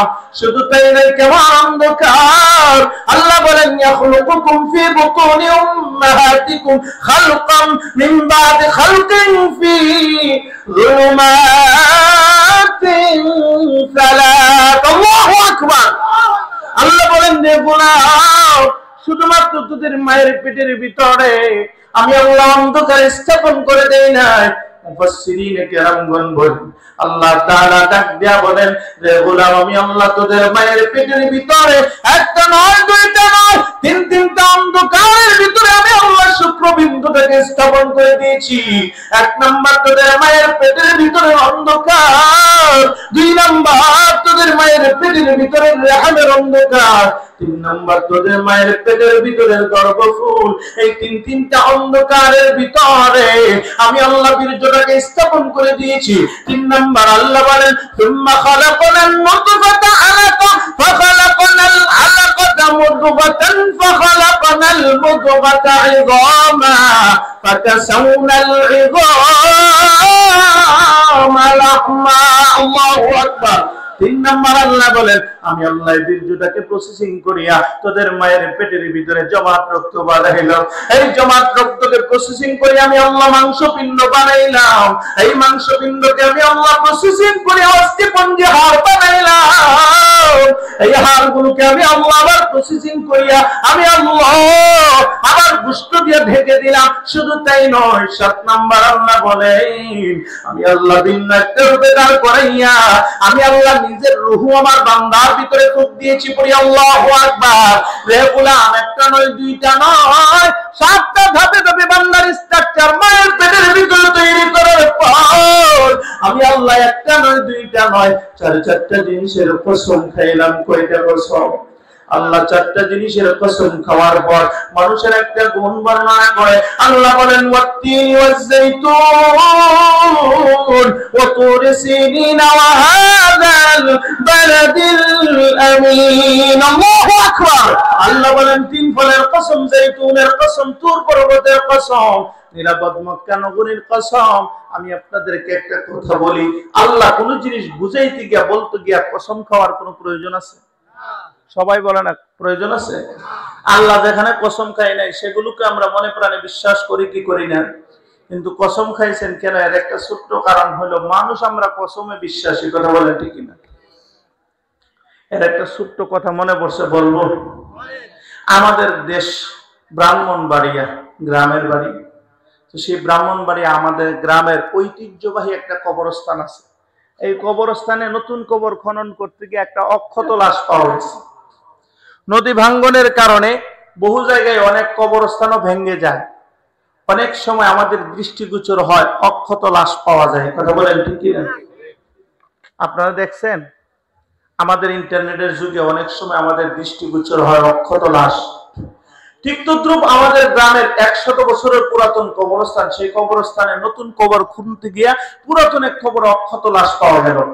এবার এই খবরটা অল্প সময়ের ভিতরে ডান বামে প্রচার হইতে আরম্ভ করছে, কারণ এইসব খবর খুব দ্রুত ভাইরাল হয়। কথা বলেন ঠিক কিনা? তো এই খবরটা যখন একটু দূরে আমাদের লোকাল বাজার পর্যন্ত রান করছে, এই কথার মধ্যে অনেক রং লাগছে। কেমন রং কথাটা পরিবর্তন হয়ে এমন ভাবে মানুষের সামনে উপস্থাপিত হয়েছে যে বাগদিয়া কবরস্থানে একটা অক্ষত লাশ পাওয়া গেছে, এই লাশটা নাকি জিন্দা। এই কথাটা আরো কয়েক কিলোমিটার দূরে আমাদের মূল বাজারে যখন গেছে, এই কথার মধ্যে আরো রং লাগছে। লাইগা কথাটা এমন ভাবে প্রচারিত হয়েছে যে বাগদিয়া কবরস্থানে নাকি একটা অক্ষত লাশ পাওয়া গেছে, লাশটা নাকি জিন্দা, লাশটা নাকি উঠে বসে গেছে। আমি তখন চিন্তা করলাম এই খবর যদি আরো কয়েক কিলোমিটার রান করতে পারে, লাশ কুইটা দৌড় দিতে আর দেরি করবে না। কথা বলে বিষয় হলো এটা না, এই খবরটা যখন প্রচার হয়েছে, আমাদের কবরস্থানের পাশেই ছিল বিশাল বড় ফুটবল খেলার মাঠ, অল্প সময়ের ভিতরে লোকারণ্য। কারণ এটা সাধারণ কোনো কথা না, জিন্দা লাশ পাওয়া গেছে। এখন তাদেরকে জিজ্ঞেস করা হলো এত লোকের সমাগম কারণটা কি? কারণ শুধু কারণ না, যারা আমাদেরকে খবর দিছে জিন্দা লাশ পাওয়া গেছে, কেউ কইছে আল্লাহর কসম অমুক গ্রামে নাকি কবরস্থানে একটা জিন্দা লাশ পাওয়া গেছে। আল্লাহর কসমের কথা শুই না, কেউ বাজারে দেখলে বাজারে গেছিল, ফাঁসের দোকানে থয়ে দিছে দৌড়, কেউ সাইকেল বাইন্দা গাছের গুড়ায় দিছে দৌড়, কেউ দোকানের সামান নামায় দিছে দৌড়। যে অবস্থায় ছিল সেই বহাল তবিয়তের কারণ জিন্দা লাশ পাওয়া গেছে। কথাটা সার্টিকালি কথা না, কথা বলেন ঠিক না? কারণ অনেকেই যারা আসছেন তারা কসমের কথা শুনে আসছেন। মানুষ আমরা কসমে বেশি বিশ্বাসী। কথা বলেন ঠিক না? এটা একটা ছোট্ট কারণ, আরো অনেক কারণ আছে। যাই হোক, আল্লাহ তাআলা বলেন والتين والزيتون وطور سينين وهذا البلد الأمين لقد خلقنا الإنسان في أحسن تقويم الله أكبر। আল্লাহ রাব্বুল আলামিন আমাদেরকে সামনে একটা চমৎকার সবক প্রদান করবেন, এই জন্য আমি এই আয়াতগুলো তর্জমা করছি রে বাবা। আল্লাহ বলেন আমি আল্লাহ আমার বান্দার স্ট্রাকচারটা আমার পেটের ভিতরে তৈরি করার পর, নিজের রূহ ফুঁক দেওয়ার পর, আল্লাহ চারটা জিনিসের কসম খাওয়ার পর আল্লাহ ডাক দেওয়া দেখো না, আমি আল্লাহ আসমানের নিচে জমিনের উপর আমি আল্লাহ যত মাখলুক বানাইলাম, আমি আল্লাহ মানুষের মতো এত সৌন্দর্য মণ্ডিত অবয়ব আকার আকৃতি দিয়ে আমি আল্লাহ অন্য কোন মাখলুক পৃথিবীতে বানাই নাই। শুধু তাই নাই, আল্লাহ রাব্বুল আলামিন বলেন আমি আল্লাহ যখন স্ট্রাকচার তৈরি করে দিলাম, সবচেয়ে সৌন্দর্য মণ্ডিত অবয়ব যখন আমি আল্লাহ দান করে দিলাম, এই বান্দাটা যখন মায়ের পেটের ভিতরে আস্তে আস্তে যখন বড় হইতে আরম্ভ করে দিল, বাচ্চার বয়স যখন মায়ের পেটের ভিতরে 10 মাস 10 দিন অথবা একটু কম বেশি হয়ে গেল, দুনিয়ার মানুষ মনে করে ডায়াবেটিস মায়ের পেট থেকে সন্তান খালাস করে দুনিয়াতে বের করে নিয়ে আসে, অথবা দুনিয়ার মানুষ মনে করে ডাক্তার সিজার করার মাধ্যমে মায়ের পেট থেকে সন্তান খালাস করে। আল্লাহ ডাক দেওয়া রে গোলাম, আল্লাহু আখরাজাকুম মিন বুতুনি উম্মাহাতিকুম লা তা'লামুনা শাইআ। আল্লাহ বলেন রে গোলাম, দুনিয়ার মায়ের পেট থেকে ডাক্তার সন্তান খালাস করতে পারে না, সময় যখন হয়ে যায় আমি আল্লাহ তোদের মায়ের পেটের ভিতর থেকে আমি আল্লাহ আমার কুদরতের হাত দিয়া আমি আল্লাহ আমার বান্দাটাকে মায়ের পেট থেকে দুনিয়াতে বের করে নিয়ে আসি। বলি আল্লাহু আকবার। যখন আমি আল্লাহ দুনিয়াতে বের করে নিয়ে আসলাম, লা তা'লামুনা শাইআ, তখন আমার বান্দাটা ছোট্ট অবস্থায় কোনো কিছুই জানতো না, কোনো কিছুই বুঝতো না। আল্লাহ বলেন সুম্মা ইউখরিজুকুম তিফলা, আমি আল্লাহ যখন আমার গোলামগুলোকে বান্দাগুলোকে তাদের মায়ের পেট থেকে শিশু অবস্থায় দুনিয়াতে বের করে নিয়ে আসলাম, ওই সময় বান্দার হাত দিয়েছিলাম, পা দিয়েছিলাম, চোখ দিয়েছিলাম, কান দিয়েছিলাম, জবান দিয়েছিলাম। কার্যকরী ভাবে দেখতো না, কার্যকরী ভাবে শুনতো না, কার্যকরী ভাবে বলতে পারতো না। ছোট বাচ্চাগুলো হাত দিয়ে কার্যকরী ভাবে কোনো জিনিস ধরতে পারতো না। আল্লাহ ডাক দিয়ে আমার রে দুনিয়ার মারা, রে দুনিয়ার বাবারা, এই মজলিসের মধ্যে যারা সন্তানের বাবা আছে, যারা সন্তানের মা আছে, আমি আপনাদের উদ্দেশ্যে সবকটা আল্লাহ আমাদেরকে প্রদান করতেছেন। গভীর মনোযোগ, এই আয়াতগুলো আমি টানছি একটা সবক দেওয়ার জন্য। আল্লাহ ডাক দেয়া বলেন, ওই বান্দাটা যখন দুনিয়াতে চলে আসলো, বান্দার বয়স যখন 7 মাস থেকে 8 মাস পর্যন্ত হয়ে গেল, 7 মাস 8 মাসের বাচ্চাগুলো একটু নজর করে তাকায় দেখবেন, বাচ্চার বয়স যখন 7 মাস থেকে 8 মাস 9 মাস হয়ে যায়, ওই বাচ্চাগুলো টুট নাড়াইয়া নাড়াইয়া কেগলা কেগলা কথা বলার চেষ্টা করে, কি করে না? যে বাচ্চাগুলো 7 মাস 8 মাসের বাচ্চাগুলো টুট নাড়াইয়া নাড়াইয়া কেগলা কেগলা টুকটাক কথা বলার চেষ্টা করে, ওই সময় মা সন্তানদের কোলের মধ্যে লইয়া মা সন্তানের কানের কাছে তার ঠোঁটগুলো লাগাইয়া লাগাইয়া আম্মা আম্মা বলে তালকিন দেয় সন্তানের কানের কাছে। অপরটারে মা, এই সবকটা আপনারা অবশ্যই গ্রহণ করবেন। ও বাবা, সবকটা গ্রহণ করবা। বাচ্চা যখন কথা বলার চেষ্টা করে, মা সন্তানের কানের কাছে আম্মা আম্মা বলে তালকিন দেয়। এরা মা বুঝাইতে চায়, রে সন্তান, আমি মা তোকে 10 মাস 10 দিন পর্যন্ত গর্ভে ধারণ করেছি বড় কষ্টের সাথে। সন্তান মাঝে মাঝে আমার কোলে যেতে যখন লাথি মারতে, আমি মা ঘুমাইতে পারি নাই, আমি মা খাইতে পারি নাই। রে সন্তান, প্রসবের সময় করে যাচ্ছে কষ্ট অনুভব করে তোকে প্রসব করেছি। শুধু তাই নাই রে সন্তান, আমি মা দুধ পান করাইয়া ধীরে ধীরে তোকে বড় করতে আরম্ভ করেছি রে সন্তান। এখন তুই কথা বলার চেষ্টা করো, আমি মা হইয়া তোর জবান থেকে সর্বপ্রথম আমি মা আম্মা ডাক শুনিয়া আমি মা আমার কলিজা ঠান্ডা বানাইতে চাই। কথা বলেন ঠিক কি? সন্তানের বাবা যারা আছে, ওই বাবাগুলো 7 মাস 8 মাসের বাচ্চাগুলো যখন কোলে নেয়, বাবা সন্তানের কানের কাছে তার ঠোঁটগুলো লাগাইয়া লাগাইয়া আব্বা আব্বা বলে তালকিন দেয়। এরা বাবা বুঝাইতে চাই, রে সন্তান, আমি বাবা হইয়া তোকে জন্ম দিয়েছি, আমি তোর জন্য সব কষ্ট হাসি মুখে বরণ করে নিয়েছি। রে সন্তান, তোর জবান থেকে আমি বাবা হইয়া সর্বপ্রথম আব্বা ডাক শুনিয়ে কলিজা ঠান্ডা বানাইতে চাই। আল্লাহ তাআলা দুনিয়ার মাদেরকে, দুনিয়ার বাবাদেরকে ডাক দেয়া বলতে চায়, ও দুনিয়ার মারা, ও দুনিয়ার বাবারা, তোমার সন্তানের জবান থেকে সর্বপ্রথম আম্মা ডাক শুনিয়া কলিজা ঠান্ডা বানাইতে চাও, সর্বপ্রথম আব্বা ডাক শুনিয়া কলিজা ঠান্ডা বানাইতে চাও। ওরে দুনিয়ার মারা, ও দুনিয়ার বাবারা, একটু চিন্তা করিয়া দেখ, আমি আল্লাহ তামাম পৃথিবীটা যে প্রক্রিয়ায় বানাইলাম, আমি আল্লাহ বান্দাটাকে ওই সিস্টেমে বানাই নাই। আমি আল্লাহ বান্দাটাকে খালাকতু বিয়াদিয়া, আমার কুদরতের হাত দিয়ে কসম করিয়া করিয়া আমি আল্লাহ বীর্যরূপে তোদের মায়ের পেটের ভিতরে ঢুকাইয়া একটা নয়, দুইটা নয়, 7টা গাছের স্ট্রাকচার তৈরি করার পর শুধু তাই নাই রে গোলাম, আমি আল্লাহ নিজের রহমতের পার সবচেয়ে সৌন্দর্যমণ্ডিত অবয়ব দান করার পর বাবা আল্লাহ ডাক দিয়া বলেন, রে দুনিয়ার মারা, রে দুনিয়ার বাবারা, আমি আল্লাহ সময় মতো নিজের কুদরতের হাত দিয়া দুনিয়াতে বের করে নিয়ে আসলাম। যখন আমি আল্লাহ দুনিয়াতে বের করে নিয়ে আসলাম, লা তাআলামুনা শাইআ, ওই বান্দারা কোনো কিছুই জানতো না, কোনো কিছুই বুঝতো না। আমার তেলাওয়াত কিন্তু 4 নাম্বার আয়াত আল্লাহ বলেন, আল্লামাহুল বায়ান,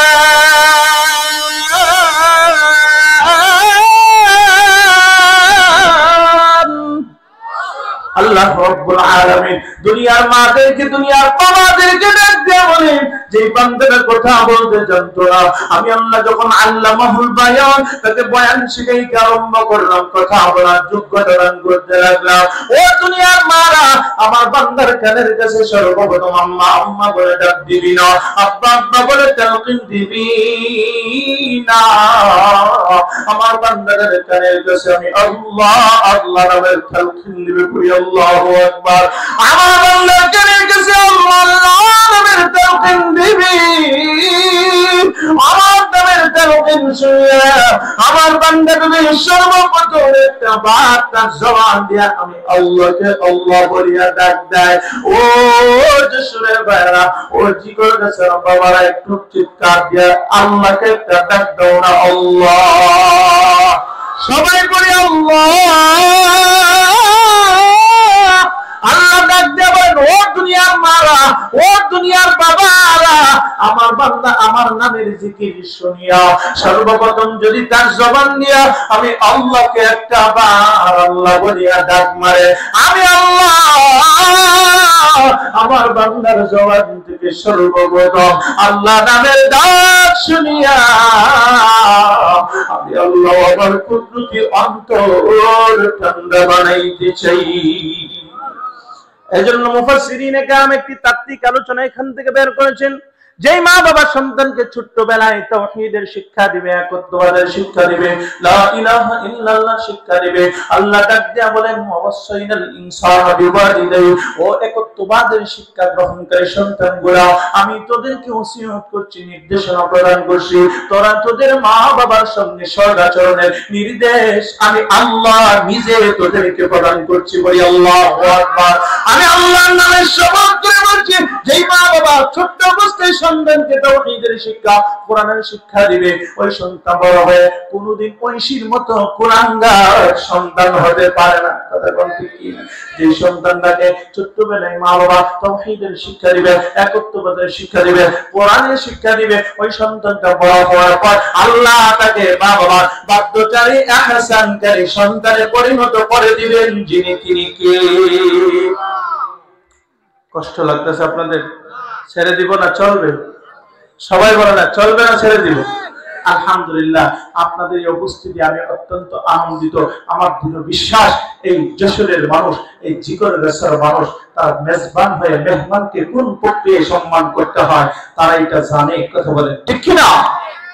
সে আশায় আবারও আমি আপনাদের কাছ থেকে একটা আওয়াজ শুনতে চাই। শেষ পর্যন্ত আখিরি মুনাজাত পর্যন্ত থেকে জিন্দেগীর গুনাহগুলো মাফ করে বাড়িতে যাইতে চাই ঈমানের সাথে, মুনাফিকি না রেখে দুইটা হাত আল্লাহকে দেখায় ওয়াদা করি, লিল্লাহি তাকবীর, আউযু লিল্লাহি তাকবীর। আল্লাহ কবুল করেন, সকলে বলি আমিন। এই সৃষ্টি তত্ত্বের বিশাল রহস্যের বর্ণনা কোরআনে হাকিমে আল্লাহ রাব্বুল আলামিন দিলেন। এই সৃষ্টি তত্ত্বের দুইটা উদ্দেশ্য, কয়টা? এই দুইটা উদ্দেশ্য যারা পূরণ করবে তাদেরকে দুইটা পুরস্কার দিবেন। দুই পুরস্কার নেওয়ার মতো পকেট আছে তো আমাদের? সবাই বলে না আছে আমাদের? সৃষ্টি তত্ত্বের দুইটা উদ্দেশ্য, এক নাম্বার উদ্দেশ্য, দুই নাম্বার উদ্দেশ্য, দুইটা পুরস্কারের কথা একই আয়াতে আল্লাহ তাআলা বলেন, من عمل صالحا من ذكر أو أنثى وهو مؤمن فلنحيينه حياة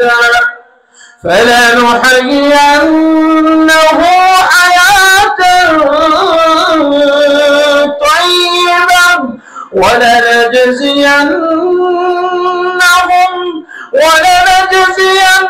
ولنجزينهم أجرهم بأحسن ما كانوا يعملون. الله أكبر.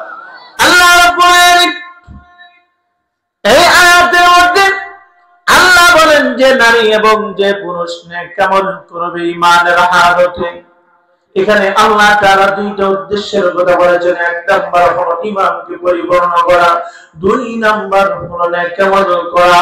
যারা এই দুইটা উদ্দেশ্য পূরণ করবে আল্লাহ তাদেরকে দুইটা পুরস্কার দিবেন।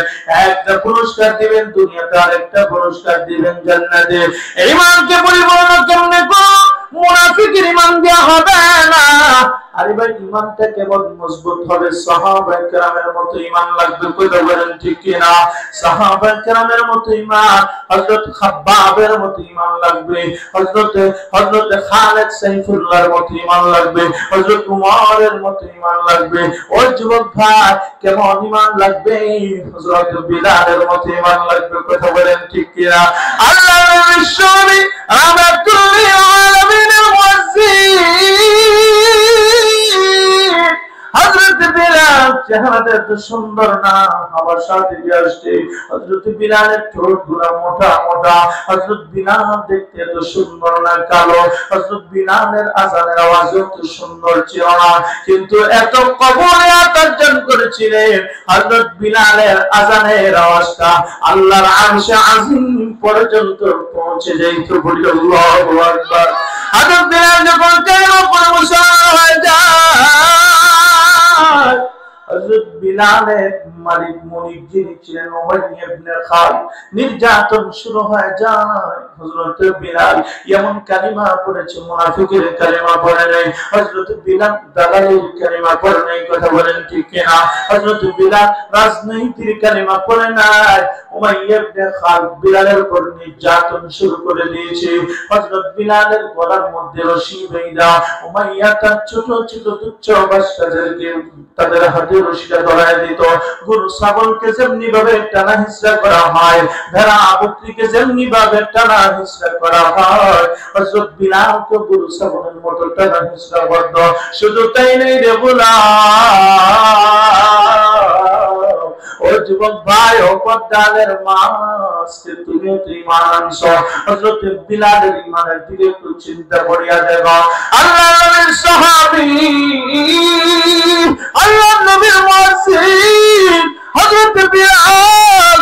শুধু তাই নয়, হাদিসের মধ্যে আসছে দ্বিপ্রহরের সময় রৌদ্র যখন প্রখর হয়, রৌদ্রের তাপ যখন উত্তপ্ত হয়ে যায়, আমাদের মাটিতে চৈত্র মাসে রৌদ্রতে পা রাখা যায়। ও যুবক ভাই, আরো বাবিরাতে যারা চাকরি করে, যারা প্রবাসী আছে, একটু মাঝে মাঝে জিজ্ঞাসা করো না, উত্তপ্ত দ্বিপ্রহরের সময় রৌদ্রের তাপ বাড়ির উপর কেমন থাকে?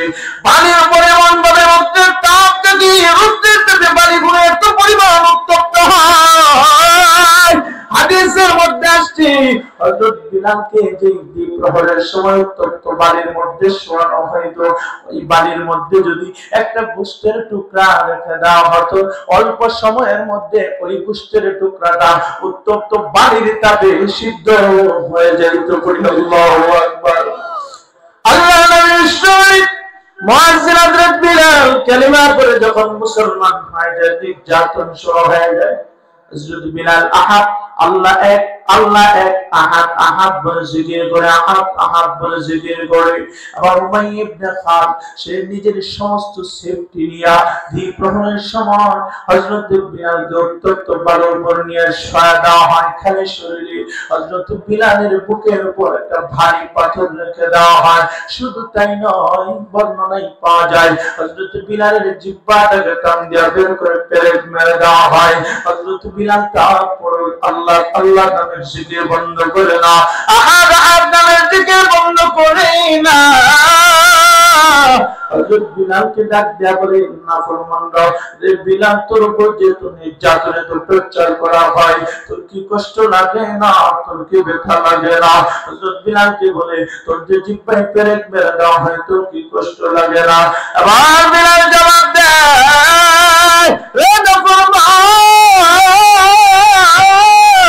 তোরা যখন আমার উপর নির্যাতন করো, তোরা যখন আমাকে উত্তপ্ত বালুর মধ্যে যখন খালি গায়ে শুয়ে রাখো, আমার জিহ্বার মধ্যে যখন পেরেক মেরে দাও, তখন আমি আহাদ আহাদ নামের জিকির করে এত মজা পাই। তোরা যখন আমাকে ক্ষত বিক্ষত করো, আমি তখন জিকির করে এত মজা পাই। আমাকে যখন তোমরা আঘাত করো, ঠিক ওই মুহূর্তে আল্লাহ তৈরি জান্নাতের চিত্র আমার চোখের সামনে বেশি উঠে পড়ে। আল্লাহু আকবার। শুধু তাই নয়, জান্নাতের হুরুল মানদের চিত্রগুলো আমার চোখের সামনে তুলে ধরা হয়। হযরত বিলালকে মারে না ফরমানদা কাফির বেঈমানরা, হযরত বিলাল মুস্কি মুস্কি হাসে। কি রে বিলাল, এত মাইরের পর কেন মুস্কি মুস্কি হাসো? বিলাল বলে, আমি জানি তোরা বুঝবি না আমি কেন হাসি। তোরা যখন আমার উপর নির্যাতন করো, ওই সময় ওর মালিক আল্লাহ আমার চোখের সামনে জান্নাতের নাজ নিয়ামত গুলো তুলে ধরা হয়। আমি ওই জান্নাতের নাজ নিয়ামত গুলো দেখার সাথে সাথে তোর দুনিয়ার নির্যাতনের চিত্র আমি মুহূর্তের মধ্যে বিলাল ভুলে যায়। আল্লাহু আকবার। হযরত আবু বকর হযরত বিলালের কাছে বিলালের পাশ দিয়ে অতিক্রম করতেছে। হযরত বিলাল উপর নির্যাতন হয়। উমাইয়াকে ডাক দেয়া বলো, উমাইয়া বিলালের উপর আর কত নির্যাতন করবা? একটু নির্যাতন কি বন্ধ করে দেওয়া যায় না? একটু শাস্তি কি কমায় দেওয়া যায় না? উমাইয়া হযরত আবু বকরের উপর খেপা। আবু বকরকে ডাক দেয়া বলো, দরবার তো সব তুমি লাগাইছো। কেমনে দরবার লাগাইলাম? কই যে তুমি তো বিলালকে প্রথম দাওয়াত দিছো, তোমার দাওয়াতেই তো সে এই ফেসটা লাগাইছে। তুমি এর মূল কারিগর, তুমি এই ফেসটা লাগাইছো, তুমি এখানে আসছো। এবার হযরত উমাইয়া ডাক দেয়া বলে, কে তুমি কি তাকে বাঁচাইতে চাও? তুমি কি তাকে কিনতে পারবা? হযরত আবু বকর রাদিয়াল্লাহু তাআলা আনহু রাজি হয়ে গেছে, হ্যাঁ আমি তাকে কিনবো। আবার হযরত আবু বকর রাদিয়াল্লাহু তাআলা আনহু উমাইয়ার কাছ থেকে হযরত বিলালকে ক্রয় করে নিয়ে আসে। বলি সুবহানাল্লাহ। হযরত বিলাল আবু বকরকে ডাক দেয়া বলে, ও আল্লাহর নবীর সাহাবী আবু বকর, আপনি কি আপনার খেদমতের জন্য আমাকে কিনছেন, নাকি আপনি আমাকে আল্লাহর ইবাদতের জন্য উন্মুক্ত করে দেওয়ার জন্য কিনছেন? সুবহানাল্লাহ। হযরত আবু বকর চিন্তা করে, না না না, আমি তোমাকে আমার খেদমত করাবো না, আমি আল্লাহর ইবাদত করার জন্য আমি তোমাকে আযাদ করে দিলাম। পড়ি সুবহানাল্লাহ। তাহলে এক নাম্বার মানুষ সৃষ্টিকর্তার উদ্দেশ্য হলো এক নাম্বার ঈমানকে পরিপূর্ণ করা। জানতেন ঈমান নয়, সাহাবায়ে কেরামের মতো ঈমান গ্রহণ করতে হবে। কথা বলেন ঠিক কি না? নির্যাতন হবে, বাচ্চা আসবে, জেল হবে, মামলা হবে, জুলুম হবে, তার পরিবারের পর থেকে বিচ্যুত হওয়া যাবে না। কথা বলেন ঠিক কি না? এরকম ঈমান যদি নেওয়া যায়, গ্রহণ করা যায়। আর দুই নম্বর হলো নেক আমল করা। এই দুইটা উদ্দেশ্য পূরণ করতে পারলে আল্লাহ তাআলার ওয়াদা দুইটা পুরস্কার আমি আল্লাহ দিবই দিব। পড়ি সুবহানাল্লাহ। এক নম্বরের পুরস্কার আমি আল্লাহ দুনিয়াতে নেককার ঈমানদার বান্দা বান্দীদেরকে আনন্দময় একটা জীবন দান করব। আর চমৎকার ব্যাখ্যা মুফাসসিরিনে কেরামগণ বলেন, আনন্দময় জীবন দান করার ব্যাখ্যাটা কি? আর এই তাফসীর কেন্দ্রিক আলোচনা, কোরআনের আয়াতগুলো বারবার আসলে শুনতে ভালোই লাগে। কথা বলেন ঠিক কিনা? আমরা অনেকে আছে, হুজুর সারাদিন নামাজ রোজা ইবাদত বন্দেগী করি আর মানুষের বা কামলা দিতে দিতে জিন্দেগি যায়, আবার আনন্দের জীবনটা কই, জীবনে তো খুঁজে পাইলাম না। এরকম অনেকের কথা আছে না? সারা ফজর নামাজ পড়ে, জোহর পড়ে, আসর পড়ে, মাগরিব পড়ে, এশা পড়ে, সব নামাজ ঠিক আছে, কিন্তু কামের জিন্দেগিও বন্ধ হয় না। এদের প্রশ্ন হলো, হুজুর আল্লাহ যে কইলো নেক জীবন ঈমানের জীবন যাপন করলে আল্লাহ আনন্দময় জীবন দুনিয়া দিবেন, এটার ব্যাখ্যাটা কি? মুফাসসিরিনে কেরাম বলেন, আনন্দময় জীবনের ব্যাখ্যা হলো অল্পতে তুষ্টি থাকা। সুবহানাল্লাহ বলবেন না? আমরা অল্পতে তুষ্টি থাকিনি। আরদ বতন মেহে এই আরদ এই স্বভাবটা হলো জাহান্নামের স্বভাব। কারণ জাহান্নামকে যতই জাহান্নামী দিব, জাহান্নাম হালমিম মাজিদ, আমার পেট ভরে না, আরো জাহান্নামী আমার মধ্যে দাও, আরো জাহান্নামী আমার মধ্যে দাও। আমাদের মধ্যে এমন কিছু মানুষ আছে, খালি একা খাইতে চায়, পেট ভরে না, এমন লোক মনে হয় নাই? কম না বেশি? পুরা দেশটারে খায় লাইলো, এর খাওন আর শেষ হয় না। টেহা পাচার করছে, আর আমরা বাহ্যিক কিছু দিকে রাস্তাঘাট করছে। এই রাস্তাঘাট কইরা এখন ব্যাংকের মধ্যে কোনো টেহা নাই, টেহা আনতে গেলে টেহা পাওয়া যায় না। কথা বলেন ঠিক না? আমি কিছুদিন আগে, আমরা তো এরকম টেহা পয়সা নাই, আমার মসজিদের মুতাল্লিকে আমি বলি, ভাই এই যে সারা বাংলাদেশ সফর করে রাস্তাঘাট খুব উন্নত, হুজুর খুব ভালোই দেখছেন রাস্তাঘাট, উনি তো কোটি কোটি টাকার মালিক। উনি আমাকে বললো, হুজুর রাস্তাঘাট উন্নত ঠিক আছে, আপনার তো ব্যাংকে অ্যাকাউন্ট নাই, আমরা প্রতিদিন কোটি কোটি টাকার বিজনেস করি, ব্যাংকে গেলে টেহা দেয় না। আগে টেহা দিত, এখন টেহা দেয় না, ব্যাংকের টেহা খালি।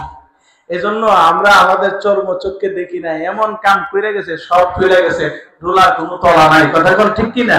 প্রিয় ভাইরা আমার, আমি সেটা বলতে চাই নাই। আমি আপনাদেরকে নেককার ইমানদার বান্দা বান্দীদের জন্য দুই পুরস্কার। এক নম্বরের পুরস্কার, আল্লাহ দুনিয়াতে আনন্দময় জীবন দিবেন তাদেরকে যারা অল্প খায়, অল্পতে তুষ্টি থাকে। এই অল্পতে তুষ্টি থাকা মানুষগুলা সমাজের মধ্যে সবচেয়ে শান্তিপ্রিয় মানুষ। কথা বলে আমি আপনাদেরকে ধৈর্যচ্যুত করব। ও যুবক ভাই, আমি এখন আপনাদের সামনে আল্লাহ তাআলা ইমানদার নেককার বান্দা বান্দীদেরকে কেমন পুরস্কার আল্লাহ দান করবেন, এই হাদিসগুলো যখন আমরা মুতাআলা করি, আমরা যখন তেলাওয়াত করি, অ্যানালাইসিস করি, তখন আনন্দে আমাদের অন্তরটা ভরপুর হয়ে যায়। আমি ওই চমৎকার হাদিসগুলো আপনাদেরকে শোনানোর মাধ্যমে আমি আপনাদের থেকে বিদায় নেওয়ার চেষ্টা করব ইনশাআল্লাহ। কারণ বেশি রাত পর্যন্ত আপনাদেরকে কষ্ট দিব না রে বাবা। আল্লাহ বলেন, ওয়ালা নাজজিয়ান্নাহুম আজরাহুম বিআহসানি মা কানু ইয়ামালুন।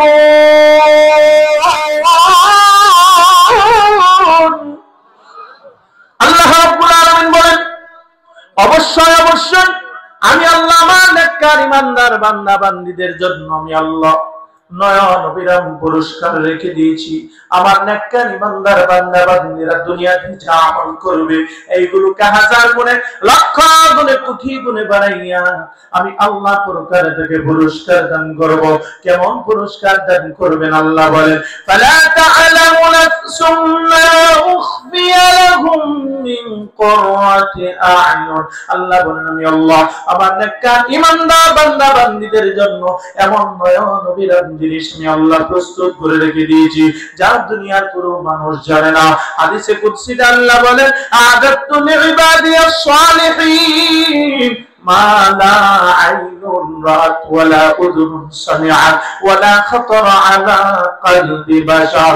আল্লাহ বলেন, আমি আল্লাহ আমার নেককার ইমানদার বান্দা বান্দীদের জন্য এমন নয়ন অবিরাম জিনিস আমি আল্লাহ পরকালে প্রস্তুত করে রেখে দিয়েছি যা দুনিয়ার কোন চক্ষু কোনদিন দেখে নাই, দুনিয়ার কোন কান কোনদিন শ্রবণ করে নাই, দুনিয়ার কোন কলব কোনদিন কল্পনা করতে পারে নাই। আর কেমন চমৎকার জিনিস আল্লাহ আমাদের জন্য প্রস্তুত করে রেখে দিয়েছে। দুনিয়ার চাকচিক্যের জন্য, টাকা পয়সার জন্য, ক্ষমতার জন্য তুমি দৌড়াও, দুনিয়ার সব চাকচিক্য, সব ক্ষমতা, সব কিছুই জান্নাতের নাজ নিয়ামতের তুলনায় তুচ্ছ হবে। তিরমিজির বর্ণনা আসছে, হযরত সাঈদ ইবনে মুসাইয়াব রাহমাতুল্লাহি আলাইহি আল্লাহর নবীর সাহাবী হযরত আবু হুরায়রার সঙ্গে যখন সাক্ষাৎ হয়ে গেল, হযরত আবু হুরায়রা সাঈদ ইবনে মুসাইয়াবের হাতটা ধরলেন, ডাক দিয়া বলেন, সাঈদ ইবনে মুসাইয়াব, আজকে তোমার হাতটা আমি যেভাবে ধরেছি আল্লাহর কাছে আমি দোয়া করি আল্লাহ যেন জান্নাতের বাজারে তোমার আমার সাথে এই পদ্ধতির সাক্ষাৎ ঘটায় দেন। বলি আল্লাহু আকবার। এবার সাঈদ ইবনে মুসাইয়াব ডাক দিয়া বলেন, ও আল্লাহর নবীর সাহাবী, জান্নাতের মধ্যে কি কোনো বাজার হবে নাকি? আবার হযরত আবু হুরায়রা ডাক দিয়া বলেন, ও সাঈদ ইবনে মুসাইয়াব, আল্লাহর নবী আমাকে বলেছেন জান্নাতের মধ্যে প্রতিটা জান্নাতি আমলের আধিক্যতা অনুযায়ী এক একজন এক একটা বাসস্থানের মধ্যে বসে পড়বে, এক একজন হীরা মণি মুক্তা আশকে আম্বরের গান যুক্ত চেয়ারের মধ্যে বসবে। আল্লাহ বলেন, মুত্তাকিইনা আলা রাফরাফি খুদুরি ওয়া আবকারি হিসান। বলি আল্লাহু আকবার।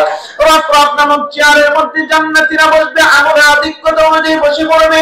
আল্লাহর নবী ডাক দিয়ে বলেন, ও সাহাবীরা শোনো, দুনিয়ার দিন হিসাবে প্রতি জুমাবার শুক্রবার জান্নাতের মধ্যে বাজার হবে। ওই বাজারের মধ্যে আল্লাহ নিজে উপস্থিত হয়ে তার দিদার জান্নাতীদের সামনে দেখা দিবে। বলি আল্লাহু আকবার। জান্নাত ওয়া দোযখ সে ইয়া রব কিয়া করো, जन्नत व दोज़ख से या रब किया करो, आरज़ू है मैं तुझे देखा करो, आरज़ू है मैं तुझे देखा करो, हो रगिलमन जितने नेमत है तो सबसे बढ़कर नेमतें दीदार तू। बोले अल्लाहु अकबर। अल्लाह नबी डाक देवा साबिरा सुमा, জান্নাতীরা যখন জান্নাতের বাজারে আল্লাহর দিদার পাবে, ওই সময় জান্নাতীরা আল্লাহর দিদার দেখিয়া তারা জান্নাতের হুর গিলমান সহ অন্যান্য নিয়ামতের কথা মুহূর্তের মধ্যে তারা ভুলিয়া যাবে। বলি আল্লাহু আকবার। আল্লাহর দিদার জান্নাতের মধ্যে শ্রেষ্ঠ নিয়ামত। আল্লাহর নবী ডাক দিয়ে বলেন, ও সাহাবীরা শুনো, আল্লাহ তাআলা জান্নাতের বাজারে আল্লাহ কুরসির মধ্যে বসে বলবে, প্রতিটা জান্নাতি সারিবদ্ধভাবে হীরা মরুক্তা জাবরাজের চেয়ারে বসবে। আল্লাহ ওই দিন প্রতিটা জান্নাতীদের সঙ্গে আল্লাহ নিজে কথোপকথন করবেন। আল্লাহ ডাক দিবেন, ইয়া ফুলান আপনি ফুলান, হে অমুকের ছেলে অমুক, তোমার নাম কি অমুক না, তোমার বাড়ি কি অমুক জায়গায় না, তোমার বাবার নাম কি অমুক না। আবার বান্দারা ডাক দিয়া বলবেন, আল্লাহ আমার নাম অমুক, আমার বাবার নাম অমুক, আমার বাড়ি অমুক গ্রামে। আল্লাহ তখন ডাক দিয়া বলেন, বান্দা তোমার বাড়ি অমুক গ্রামে, তোমার নাম অমুক, দুনিয়াতে থাকতে এই গুনাহগুলো তুই করেছিলি কিনা? বান্দাটা ডাক দিয়া বলবেন, আল্লাহ দুনিয়াতে থাকতে গুনাহ করেছিলাম, আল্লাহ তুমি তো মাফ করছো, বিদায় তো জান্নাতের মেহমান বানাইছো।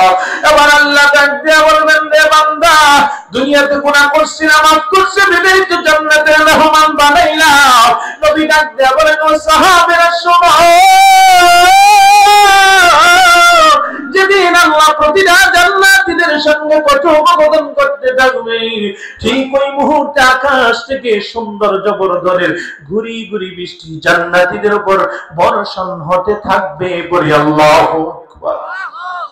নবী ডাক দেয়া বলেন, এই বৃষ্টিটা দুনিয়ার বৃষ্টির মতো নয়, ওই বৃষ্টিটা সুন্দর জবরদনের বৃষ্টি। ওই বৃষ্টি বর্ষণের আগে হালকা মৃদু বাতাস আসবে। দুনিয়াতে বৃষ্টির আসার আগে হালকা মৃদু বাতাস আসে। নবী ডাক দিয়া বলেন, ও সাহাবীরা শুনো, এই যে দুনিয়ার বাতাস আর জান্নাতি, ওই বাতাসটা এক হবে না। ওই যে জান্নাতীদের উপর বৃষ্টি বর্ষণ হবে, ওই বৃষ্টির আগে মৃদু বাতাসটা মেশকে আম্বরের ঘ্রাণযুক্ত বাতাস হবে। বলি আল্লাহু আকবার। আল্লাহর নবী ডাক দিয়া বলেন, ও সাহাবীরা শুনো, ওই বৃষ্টিতে প্রতিটা জান্নাতি গোসল করবে, জান্নাতে গোসল করতে দেরি হবে, সাথে সাথে তাদের সৌন্দর্য আগের চাইতে হাজার গুণে, লক্ষ গুণে, কোটি গুণে বাড়া দিবেন। যিনি তিনি কে? সবাই বলে তিনি কে? ও যুবক ভাই, আমি আপনাদেরকে বলতে চাই, ও বাবা, ও পর্দার আড়ালের যুবতী বোন, আজকে তুমি তোমার সৌন্দর্য বাড়ানোর জন্য দামি ব্র্যান্ডের ক্রিম ইউজ করো, সৌন্দর্য বাড়ানোর জন্য দামি পাউডার ইউজ করো। আমি তোমাদের উদ্দেশ্য বলতে চাই, সৌন্দর্য বাড়ানোর জন্য দামি ক্রিমের কোনো প্রয়োজন নাই, দামি পাউডারের কোনো প্রয়োজন নাই। আল্লাহর নামের কসম করে বলছি, তুমি যদি দৈনিক 5 বার, 5কে ফজর থেকে কনকন শীতের রাতে ঠান্ডা পানি দিয়া তুমি যদি ফজর থেকে নিয়ে রাত পর্যন্ত 5 বার ওযু করতে পারো, সালাত আদায় করতে পারো, যদি দৈনন্দিন 5 ওয়াক্ত নামাজের আগে 5 বার করে ওযুর পানি দিয়া চেহারা ধৌত করো, হাত ধৌত করো, পাও ধৌত করো, আল্লাহর নামের কসম খেয়ে বলছি, তোমার চেহারাটা কালো হতে পারে, তুমি শ্যামবর্ণের হতে পারো, তুমি উজ্জ্বল বর্ণের হতে পারো। ও যুবক ভাই, কোনো ক্রিমের কোনো প্রয়োজন নাই। ও যুবক ভাই, ও যুবতী বোন, তোমার পাউডারের কোনো প্রয়োজন নাই।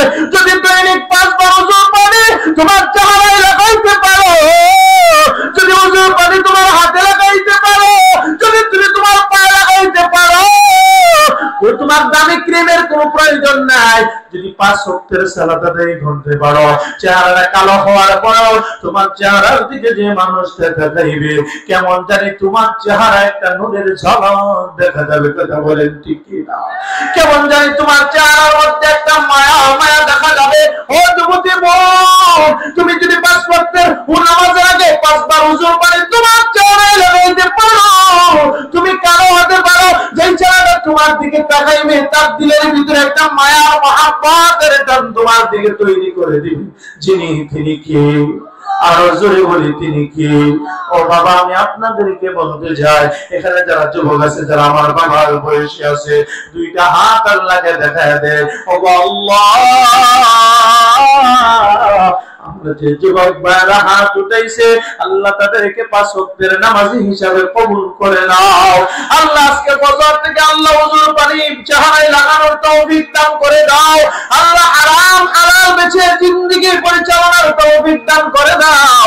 আল্লাহ যারা হাত উঠাইছে প্রত্যেককে কবুল করে নাও, সকলে বলি আমিন। আল্লাহ রাব্বুল আলামিন তার হাবিব বিশ্ব নবী ডাক দেয়া বলেন, এবার জান্নাতীরা জান্নাতের বাজারে সৌন্দর্য বর্ধনের বৃষ্টিতে গোসল করার পর তাদের সৌন্দর্য যখন বেড়ে গেল, এবার তারা তাদের ঘরের মধ্যে যাবে। ঘরের মধ্যে যাওয়ার পর জান্নাতের স্ত্রীরা হৌরুল মান্না তাদেরকে দেখে আহলান সাহলান বলে তাদের ঘরে নিবে। আর ডাক দেয়া বলবে, ও আমাদের স্বামীরা গো, আপনারা যখন আমাদের ঘর থেকে জান্নাতের বাজারে গিয়েছিলেন, আপনারা তো এত সুন্দর ছিলেন না, এখন দেখি আপনাদের সৌন্দর্য আগের চাইতে 1000 গুণে, লক্ষ গুণে, কোটি গুণে বেড়ে গেছে। কেমনে কি হলো? এবার জান্নাতি পুরুষগুলা ডাক দেয়া বলবে, ও আমাদের স্ত্রীরা শুনো,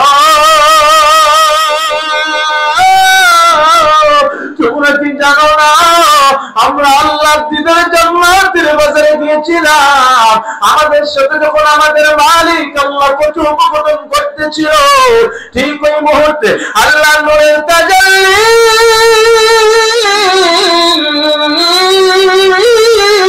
আল্লাহু আকবার, আল্লাহ নূরের তাজাল্লি আমাদের উপর সরাসরি পড়েছে। শুধু তাই নয়, আল্লাহ যখন আমাদের সাথে কথোপকথন করছিল, ওই সময় উপর থেকে সৌন্দর্য বর্ধনের বৃষ্টি আমাদের উপর বর্ষণ হয়েছিল। ওই বৃষ্টিতে আমরা গোসল করেছি, সাথে সাথে আমাদের সৌন্দর্য আগের চাইতে 1000 গুণে, লক্ষ গুণে, কোটি গুণে আমাদের মালিক আল্লাহ বাড়ায় দিয়েছে। বলি আল্লাহু আকবার।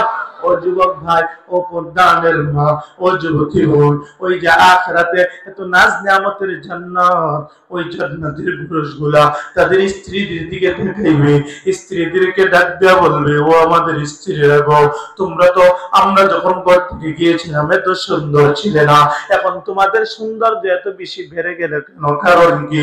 আবার স্ত্রীরা ডাক দেয়া বলবে, ও আমাদের স্বামীরা,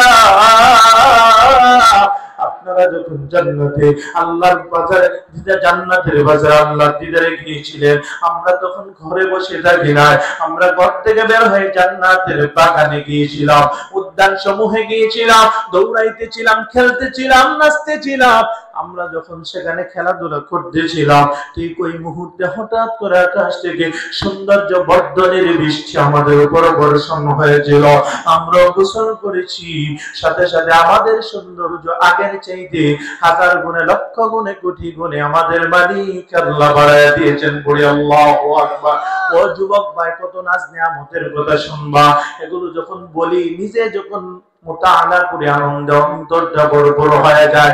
এই সৌন্দর্য শুধু এক সপ্তাহ জুমাবার না, প্রতি জুমাবার শুক্রবার জান্নাতের মধ্যে সৌন্দর্য বর্ধনের বৃষ্টি হবে, জান্নাতে বাজার হবে, প্রতি জুমাবার শুক্রবার জান্নাতীদের সৌন্দর্য বাড়তেই থাকবে, বাড়তেই থাকবে, কোনোদিন কমবে না। পড়ি আল্লাহু আকবার। শুধু তাই নয়, জান্নাতের মধ্যে কোনো মানুষ কোনোদিন বুড়া হবে না, 33 বছরের টাকরা যুবক থাকবে, চুল কোনোদিন পাকবে না, দাঁতগুলো কোনোদিন নড়বে না। মানুষ যা খাবে জান্নাতীরা সবগুলো একটা ঢেকুরের সাথে বের হয়ে যাবে, হজম হয়ে যাবে। আর এই ঢেকুরটা কেমন হবে? ওই ঢেকুরের সাথে কোনো দুর্গন্ধ আসবে না, ঢেকুরটা দিবে তো ঢেকুরের সাথে মিশকে আম্বরের ঘ্রাণ আসবে। পড়ি আল্লাহু আকবার। 100 যুবকের শক্তি আল্লাহ দান করে দিবেন। শুধু তাই নয়, চামড়া কোনোদিন বের হবে না, চোখের দৃষ্টি শক্তির পাওয়ার কোনোদিন কমবে না। আল্লাহ বলেন, আমি আল্লাহ আমার নেককার ইমানদার বান্দা বান্দীদেরকে যেদিন আমি আল্লাহ জান্নাতের মেহমান বানাবো, আমি আল্লাহ ইউসুফ নবীর মতো তামাম দুনিয়ার অর্ধেক সৌন্দর্য দান করে আমি আল্লাহ আমার প্রতিটা নেককার ইমানদার বান্দা বান্দীদেরকে জান্নাতের মেহমান বানাবো। শুধু তাই নয় রে যুবক, আজকে আমাদের অনেকের কণ্ঠ ভালো না, সুর আমাদের নাই, যার কারণে একটু নজর এমন করে দেখবেন যাদের কণ্ঠ ভালো না, যাদের তেমন একটা সুর নাই, বউয়ের কাছেও গোপনেও কোনোদিন গান গায় না, কথা কোন ঠিক। কিন্তু এই লোকটা যার একেবারে সুর বেচ্ছুর, শুনতে ভালো লাগে না, খেতের আইল দিয়ে একা একা হাঁটতেছে, দেখবেন গুনগুন গুনগুন করে গান গায়, কথা কোন ঠিক কিনা। সেভাবে তাকে কেউ দেখছে না, পিছন দিয়ে কলমুদ্দিন দাঁড়ায় রয়েছে, পিছনে তাকায় দেয়, হায় হায় আমি কোনোদিন মানুষের সামনে কণ্ঠ ভালো না, গান গাই না, যাই আজকে একটু টান দিছিলাম, পিছনে একজন খারাপ আর হেদিকে কইছে যে না গান দর্শক কুত্তা সব পানি ধরবো, কথা কোন ঠিক কিনা। আল্লাহ রাব্বুল আলামিন ডাক দেয়া বলেন, রে আমার নেককার ইমানদার বান্দা বান্দিরা, জান্নাতে আমি যেদিন ঢুকবো, আমি আল্লাহ তামাম পৃথিবীতে আমি আল্লাহ আমার পয়গম্বর দাউদকে একটা কণ্ঠ দান করেছিলাম। আমার পয়গম্বর দাউদ যখন তার কণ্ঠ দিয়া সমুদ্রের কিনারায় বসিয়া বসিয়া জাবুরের তিলাওয়াত যখন করত, সমুদ্রের মাছগুলো সমুদ্রের কিনারায় চলে আসতো। শুধু তাই নয়, আমার বন্ধু আমার পয়গম্বর দাউদ যখন জাবুরের তিলাওয়াত করত, আকাশের উড়ন্ত পাখিগুলো থেমে যাইত। আমি আল্লাহ যদি আমার নেককার ইমানদার বান্দা বান্দীদেরকে জান্নাতের মেহমান বানাবো, আমি দাউদ নবীর মতো কণ্ঠস্বর দান করিয়া আমি আল্লাহ তাদেরকে জান্নাতের মেহমান বানায় দিব। পড়ি আল্লাহু আকবার। ওই জান্নাতে কারা কারা যাইতে চায়, দুইটা হাত আল্লাহকে দেখায় দেই। আল্লাহ যারা হাত উঠাইছেন তাদের প্রত্যেককে জান্নাতের বাজারের জন্য কবুল করা, সকলে বলি আমিন। হাত নামা। আল্লাহ তাআলা আমাদেরকে ঈমান পরিপূর্ণ করার, নেক আমল করার তৌফিক দান করুন, সকলে বলি আমিন। ওয়া আখিরু দাওয়ানা আনিল হামদুলিল্লাহি রাব্বিল আলামিন।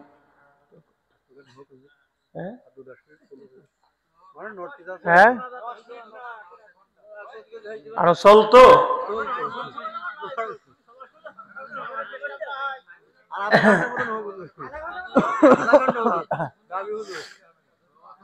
আপনাদের একদিন আমাদের প্রতিদিন, কথা কোন ঠিক কিনা। যাই হোক, আমি একটা ব্যাখ্যা এখন দিব, যে ব্যাখ্যাটা আমাদের কাছে অসম্পূর্ণ, এটা একটু দিব আমার এই আলোচনার মধ্যে। নেক আমল করা, এই নেক আমি অল্প সময়ের ভিতরে এই ব্যাখ্যাটা দেব। নেক আমল করা এবং ঈমানকে পরিপূর্ণ করা, কয়টা উদ্দেশ্য? দুইটা। উঠলে কিন্তু ছেড়ে দিব সাথে সাথে। দুইটা উদ্দেশ্য। এক নম্বর নেক আমল। এই নেক আমল নিজের মন গড়া মতো করলে হবে না, বাবার তরিকায় করলে হবে না, এই মন গড়া পদ্ধতিটা হবে না, বাবার তরিকায় হবে না, ভণ্ডদের তরিকায় হবে না। এই নেক আমল করতে হবে একমাত্র নবীর তরিকায়, কথা বলেন ঠিক। এই চমৎকার ব্যাখ্যাটা নেক আমলের সূরা বনী ইসরাঈল আল্লাহ বলেন, ومن أراد الآخرة وسعى لها سعيها وهو مؤمن فأولئك كان سعيهم مشكورا। আল্লাহ বলেন, যে ব্যক্তি আখিরাত চায়, আখিরাত কামনা করে, এই আখিরাত যারা কামনা করে আমি আল্লাহ এমনি এমনিতে দেব না, নেক আমল করতে হবে, চেষ্টা করতে হবে। এই চেষ্টা করার দুইটা অর্থ। এক নাম্বার অর্থ নবীর তরিকায় চেষ্টা করতে হবে, দুই নাম্বার ইখলাসের সঙ্গে চেষ্টা করতে হবে, কথা বলেন ঠিক কিনা। ও যুবক ভাই, নবীর তরিকায় যদি চেষ্টা করা যায় তাহলে লাভ কি হবে? আল্লাহর নবী বিশ্ব নবী রাহমাতুল লিল আলামিন তিনি বলেন, মান তামাসসাকা বিসুন্নতি ইনদা ফাসাদি উম্মতি ফালাহু আজরু মিআতি শাহীদিন।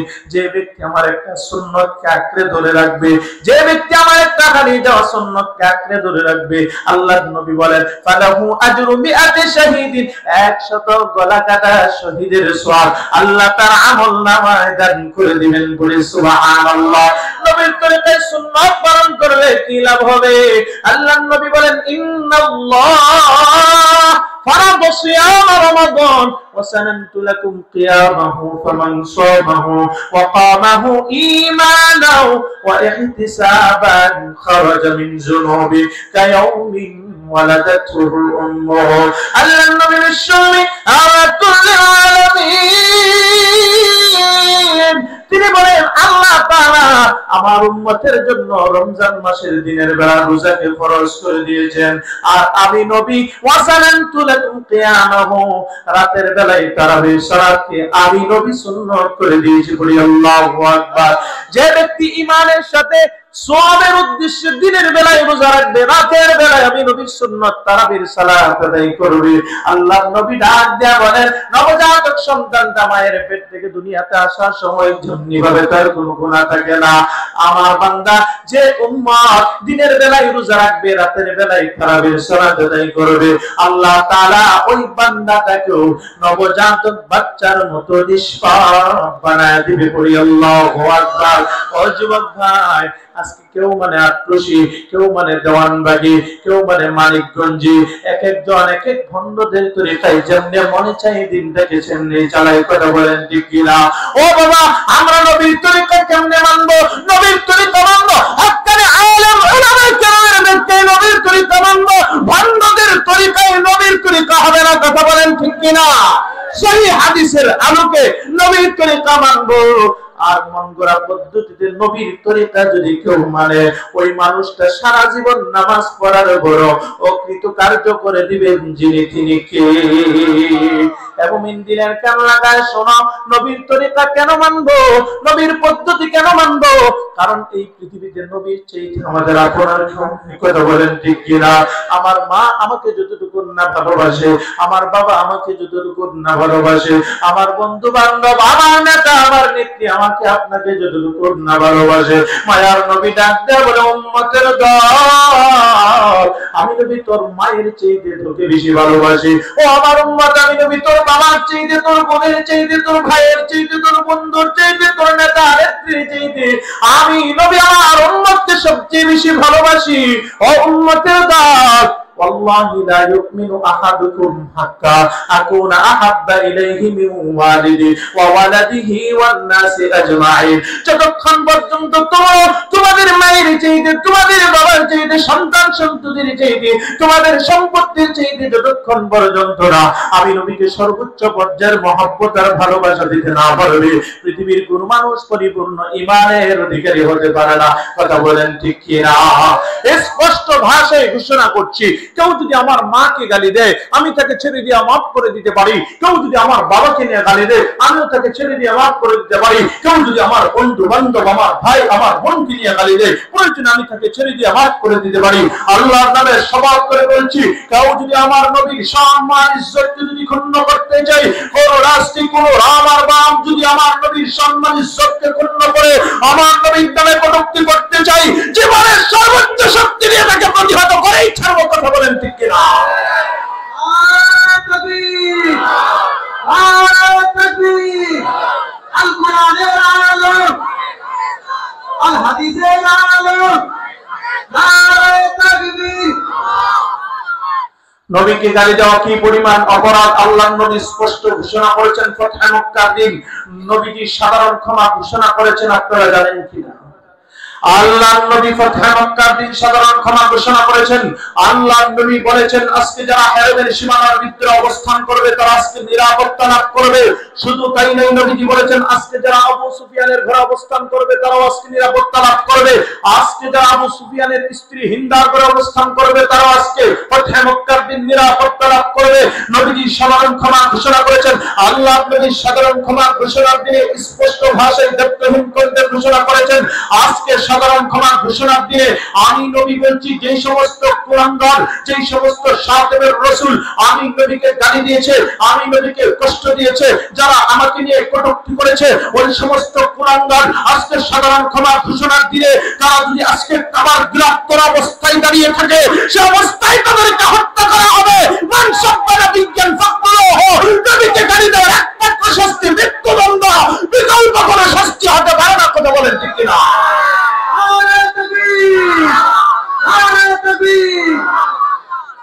আজকে বাংলাদেশের তাওহীদি জনতা উলামায়ে কেরাম অতীত থেকে এই দাবি জানিয়ে আসতেছে, যারা নবীকে নিয়ে গালি দেয়, নবীকে নিয়ে কটূক্তি করে, তাদের বিরুদ্ধে বাংলাদেশের সর্বোচ্চ আইনে মৃত্যুদণ্ড আইন কার্যকরার জন্য দাবি উঠে আসছে। কথা বলেন ঠিক কিনা?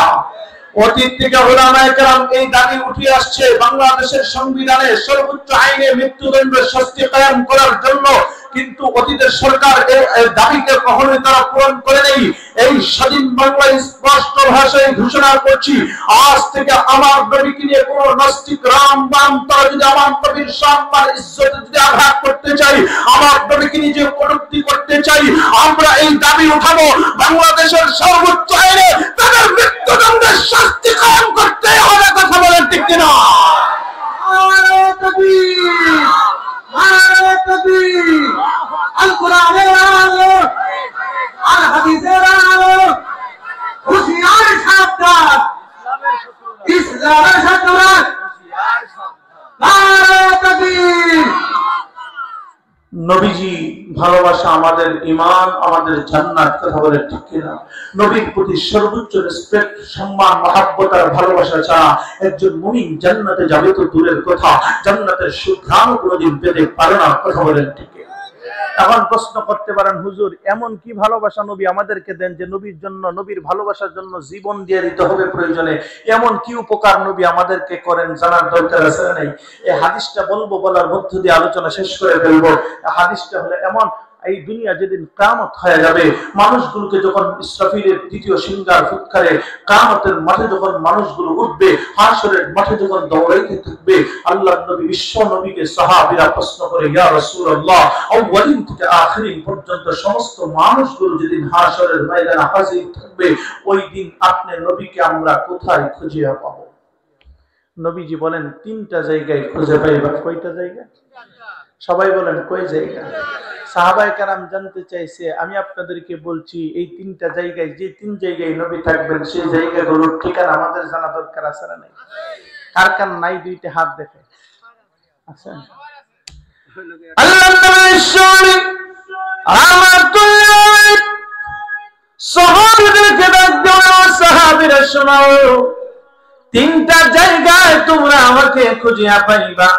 যেদিন হাশরের ময়দানে মানুষগুলো হাশরের মাঠে দাঁড়াবে, সূর্যটাকে আল্লাহ অর্ধ হাত করে নিয়ে আসবেন, নিচের জমিনটা সূর্যের তাপে তামার জমিন হয়ে যাবে।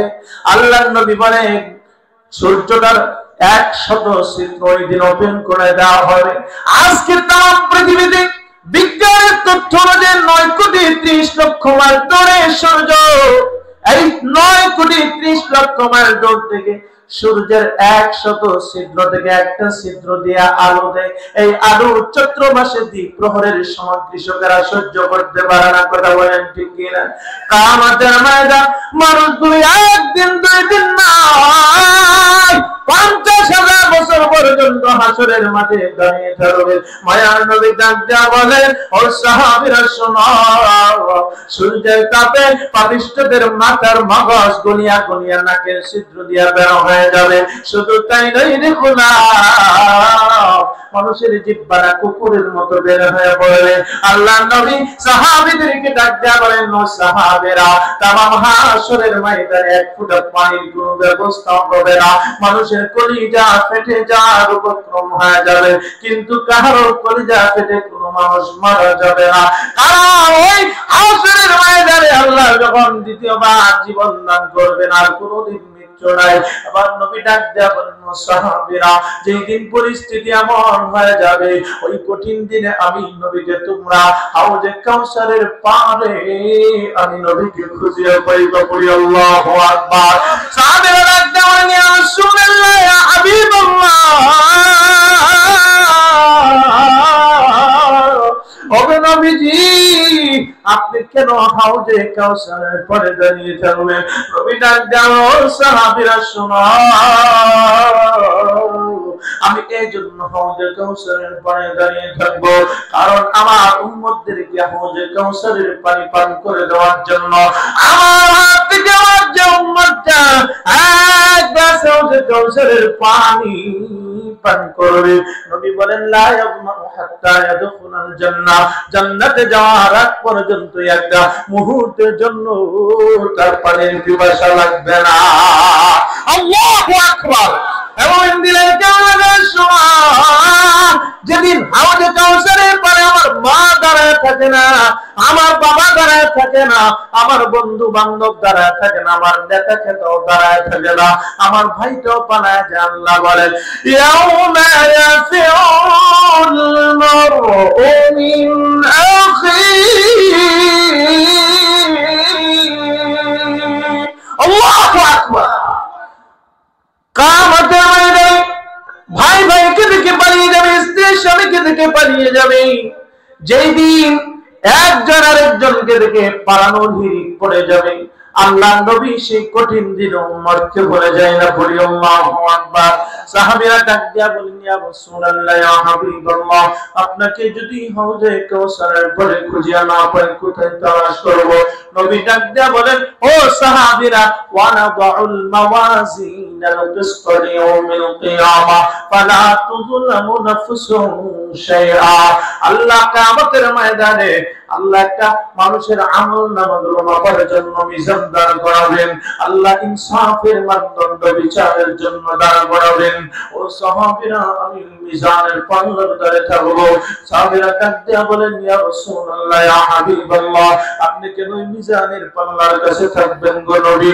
নবী ডাক দিয়া বলেন ও সাহাবীরা শোনো, আমার অনেক উম্মতের নেক আমলের পাল্লাটা হালকা হয়ে যাবে, আমার অনেক উম্মতের নেকির পাল্লাটা হালকা হয়ে যাবে, আমার অনেক উম্মত আমল নামাগুলো মাপার সময় বিপদের সম্মুখীন হয়ে যাবে।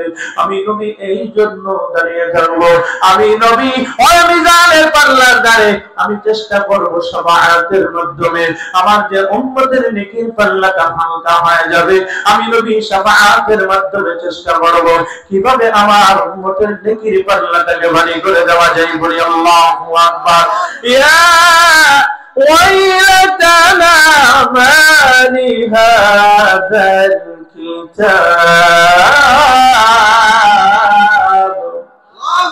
হাসরের ময়দানে মানুষগুলো আমল যেদিন হাতের মধ্যে দেওয়া হবে, মানুষগুলো বলতে থাকবে হায় আফসোস, এদের কেমন আমল নেওয়া, এটার মধ্যে ছোট গুণাটাও লেখা হয়েছে, বড় গুণাটাও লেখা হয়েছে, ছোট আমলটাও লেখা হয়েছে, বড় আমলটাও লেখা হয়েছে। চার দেওয়ালের ভিতরে গভীর নজরে লাটক করিয়া কম্বলের নিচে যাইয়া কি গুনাহ করেছি, ওই গুনাহটাও যে আল্লাহ লিখে উড়াইছেন, আল্লাহ যে উঠা দিয়েছেন। আল্লাহ বলেন সুম্মা তুওয়াফা কুল্লু নাফসিন মা কাসাবাত ওয়া হুম লা ইউযলামুন। আমি আল্লাহ ওই দিন পরিপূর্ণ করিয়া দেব, আমি আল্লাহ কাহার উপর কোনো জুলুম করব না। আল্লাহ বলেন ওয়া ওয়াজাদু মা আমিলু ওয়ালা ইয়াযলিমু রাব্বুকা আহাদা। আমি আল্লাহ ওই দিন কাহার উপর জুলুম করব না। দুনিয়াতে ইনসাফের নামে বেইনসাফি হয়, অন্যায়ভাবে মানুষকে জেলের মধ্যে নিয়ে রিমান্ডে দেওয়া হয়, অন্যায়ভাবে 20 বছর কারাভোগের পর 20 বছর পর আমাদের বাংলাদেশের আদালতে প্রমাণিত হয়ে যায় এই লোকটা সম্পূর্ণ নির্দোষ ছিল। ও ভাই, কিয়ামতের দিন আল্লাহ বলেন আমি আল্লাহ ইনসাফের পাল্লা দাঁড় করাবো, বেইনসাফি করব না, আমি আল্লাহ কাহার উপর জুলুম করব না। আল্লাহর নবী বিশ্ব নবী রাহমাতুল লিল আলামিন বিজানের পাল্লার ধারে উম্মতের মায়ে দাঁড়িয়ে থাকে, উম্মতের জন্য শাফাআতের জন্য দাঁড়ায় থাকে।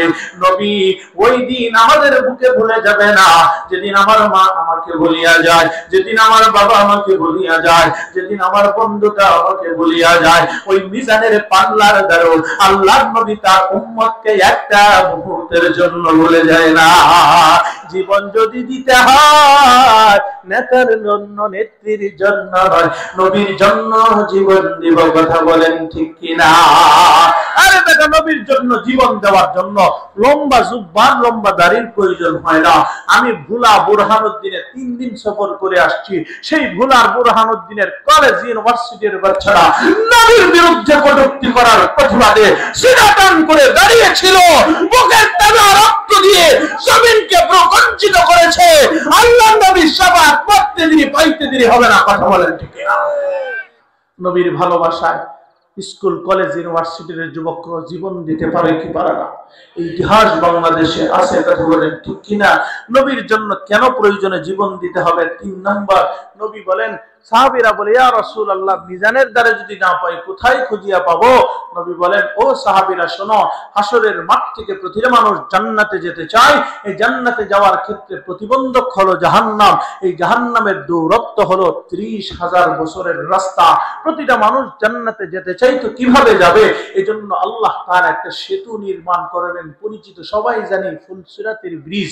এই ব্রিজটা হবে চুলের চাইতে সূক্ষ্ম, খুরের চাইতে ধারালো, অন্ধকার রাত্রি। নবী ডাক দেয়া বলেন, এই ব্রিজটা যেদিন আল্লাহ নির্মাণ করবেন, এই ব্রিজ পাড়ি দেওয়ার জন্য 1000 মানুষের মধ্যে 999 জন তার আটকা পড়ে যাবে। একজন আমার নেককার ইমানদার উম্মাহ, সে এই ব্রিজটা পাড়ি দিয়ে আল্লাহর জান্নাতে চলে যাবে। এবার সাহাবী কেরাম, আল্লাহর সাহাবায়ে কেরামকে নবীকে সাহাবীরা ডাক দেয়া বলে, ইয়া রাসূলুল্লাহ, সেই ফুলসিরাতের ব্রিজের উপরে আপনি কেন থাকবেন? নবী ডাক দেয়া বলেন, ও সাহাবীরা শোনো, এই ফুলসিরাতের ব্রিজ পার হওয়ার সময় আমার অনেক উম্মত আটকা পড়ে যাবে। আমি নবী এর জন্য দাঁড়িয়ে থাকবো।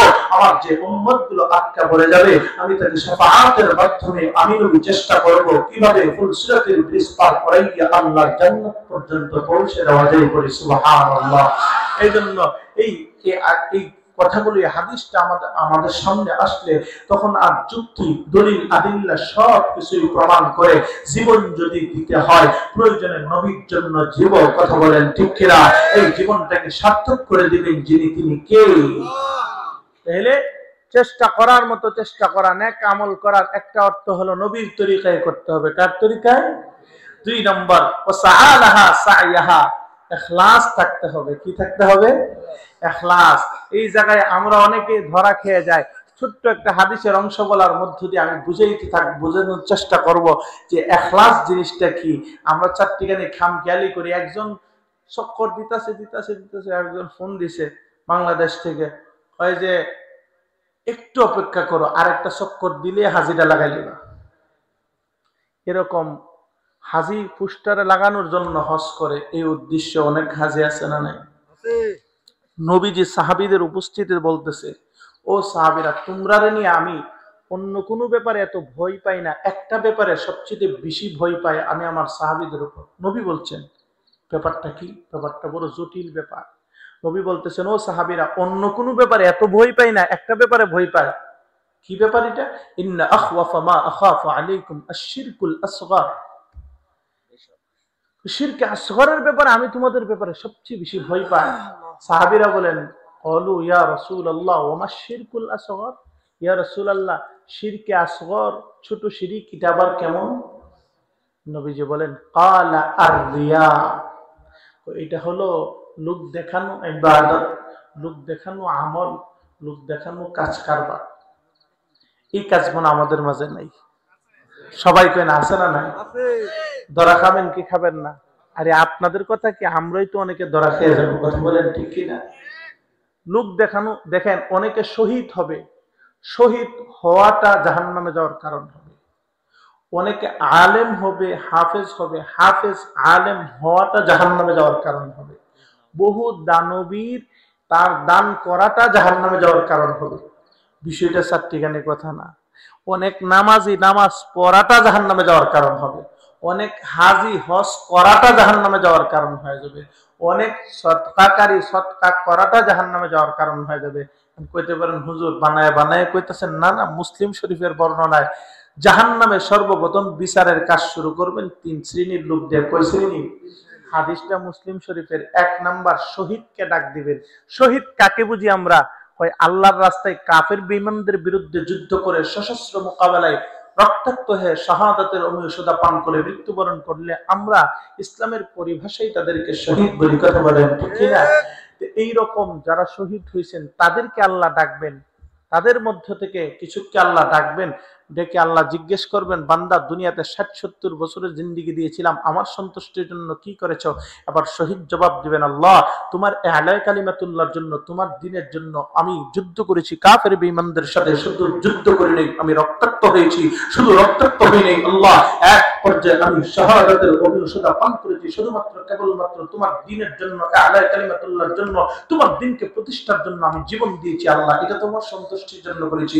আল্লাহ তখন ডাক দিয়া বলবেন, কাযাবতা বান্দা, তুমি টাটকা মিথ্যা কথা বলেছো, তুমি তো এই শহীদ হয়েছো আমার সন্তুষ্টির জন্য নয়, তুমি শহীদ হয়েছিলে এই জন্য তোমার ভিতরে ছিল লোকে তোমাকে শহীদ বলুক, লোকে তোমাকে গাজী বলুক, লোকে তোমাকে বীর বলুক, এটা তোমার ভিতরে ছিল। এই বলাটা দুনিয়াতে হয়ে গেছে, আজকে আমার কাছে তোমার কোনো পাওনা নাই। ফেরেশতাদেরকে আল্লাহ ডাক দেয়া বলবেন, ও ফেরেশতারা তাকে উপর করে টেনে নিয়ে জাহান্নামে নিক্ষেপ করো। চিল্লায় করে না এক শ্রেণীর আলেমকে ডাক দিয়া বলবেন, তোমাকে আমি আলেম হওয়ার যোগ্যতা দান করেছিলাম, কারি হওয়ার যোগ্যতা দান করেছিলাম, আমার সন্তুষ্টির জন্য কি করেছো? আল্লাহ নিজে শিখছি, অপরকে শিখাইছিলাম। আল্লাহ ডাক দেয়া বলবেন, কাযাবতা, মিথ্যা বলেছো, তুমি এগুলো নিজের জন্য করো নাই, তুমি মানুষ তোমাকে হাফেজ বলবে, আলেম বলবে, এজন্য করেছিলা তুমি। এবার আল্লাহ তাআলা ফেরেশতাদেরকে ডাক দিবেন, আযাবের ফেরেশতাকে, ও ফেরেশতারা তাকে উপর করে টেনে নিয়ে জাহান্নামে নিক্ষেপ করো। 3 নাম্বার আল্লাহ দানবীরকে ডাক দিবেন, ও দানবীর এদিকে আসো, তোমাকে আমি আল্লাহ কোটি কোটি টাকার সম্পত্তি দান করেছিলাম, আমার সন্তুষ্টির জন্য কি করেছো? আবার দানবীর ডাক দিয়ে বলবেন, আল্লাহ এতিম, অসহায়, হত, দরিদ্র, বিধবা, বৃদ্ধদেরকে আমি দান করেছিলাম, মসজিদ মাদ্রাসায় দান করেছিলাম আল্লাহ, একমাত্র তোমার সন্তুষ্টির জন্য। আল্লাহ বলবেন, টাটকা মিথ্যা কথা বলেছো, কাযাবতা। আল্লাহ বলবেন, এগুলো করছিলা তুমি, মানুষ তোমাকে দানবীর বলবে, মানুষ তোমাকে দানবীর বলবে, তোমাকে ভালো বলবে, এগুলো দুনিয়াতে বলা হয়ে গেছে বান্দা, আমার কাছে আজকে তোমার কোনো পাওনা নাই। আল্লাহ জাহান্নামের ফেরেশতাদেরকে ডাক দিয়ে বলবেন, ও জাহান্নামের ফেরেশতা, তাকে উপর করে টেনে নিয়ে আল্লাহ তুই আমার তুই জাহান্নামে নিক্ষেপ করে। চিল্লায় পড়ে নাউযুবিল্লাহ। তাহলে ইখলাসবিহীন আমল আল্লাহর দরবারে গ্রহণযোগ্য হবে না। ইখলাস ছাড়া নামাজ গ্রহণযোগ্য হবে না, ইখলাস ছাড়া রোজা গ্রহণযোগ্য হবে না, ইখলাস ছাড়া দান গ্রহণযোগ্য হবে না। একনিষ্ঠতার সাথে একমাত্র আল্লাহর সন্তুষ্টির জন্য যে ইবাদত হবে এবং নবীর তরিকায় যে ইবাদত হবে, এই দুইটা পদ্ধতি, এই দুইটা তরিকা অবলম্বন করে যদি আমরা নামাজ বুঝে ইবাদত বন্দেগী করতে পারি, আমাদের ইবাদত বন্দেগীগুলোকে, নেক আমলগুলোকে কবুল করে নেবেন যিনি, তিনি কে? আরো জোরে বলে, তিনি কে? এর চাইতে তারটা ওয়াজ কি আছে আমার জানা নাই, আমি সব বলে ফেলছি। আল্লাহ তাআলা আমাদেরকে এই কথাগুলোর উপর আমলের তৌফিক দান করুন। সকলে পড়ি আমিন। ওয়া আখিরু দাওয়ানা আলহামদুলিল্লাহি রাব্বিল আলামিন।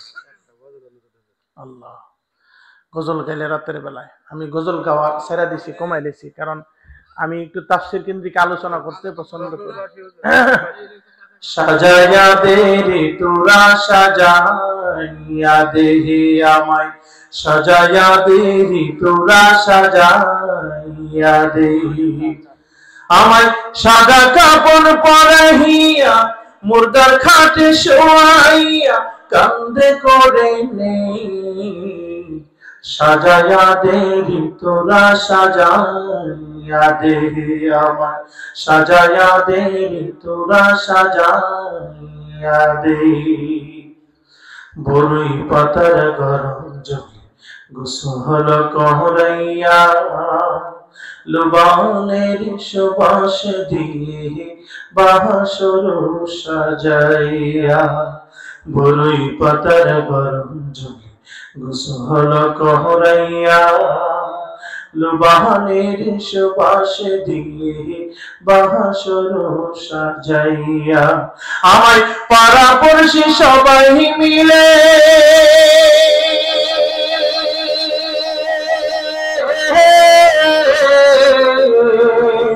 আমার পাড়া পড়শি সবাই মিলে দেশ মাইয়া দে, সাজায়া দে রে তোরা, সাজাইয়া দে আমার, সাজায়া দে রে তোরা, সাজাইয়া দে। আল্লাহ কবরের আমল নামা প্রস্তুত করে কবরে যাওয়ার তৌফিক দান করুন। সকলে পড়ি আমিন। আস্তাগফিরুল্লাহ রাব্বি মিন কুল্লি যামবি ওয়া আতুবু ইলাইহি, লা হাওলা ওয়া লা কুওয়াতা ইল্লা বিল্লাহিল আলিয়্যিল আযীম। আদ-দুআ মুখুল ইবাদা, দোয়া হলো ইবাদতের মগজ। আদ-দুআ হুয়াল ইবাদা, দোয়াই হলো ইবাদত। আল্লাহ মিসআলিল্লাহ ইয়াগদাব আলাইহি, যে আল্লাহর কাছে চাই না আল্লাহ তার উপর রাগান্বিত হয়। এজন্য আমরা আল্লাহ তাআলার কাছে মনে মনে তওবা করি এবং আল্লাহ তাআলার কাছে একনিষ্ঠভাবে দোয়া করব।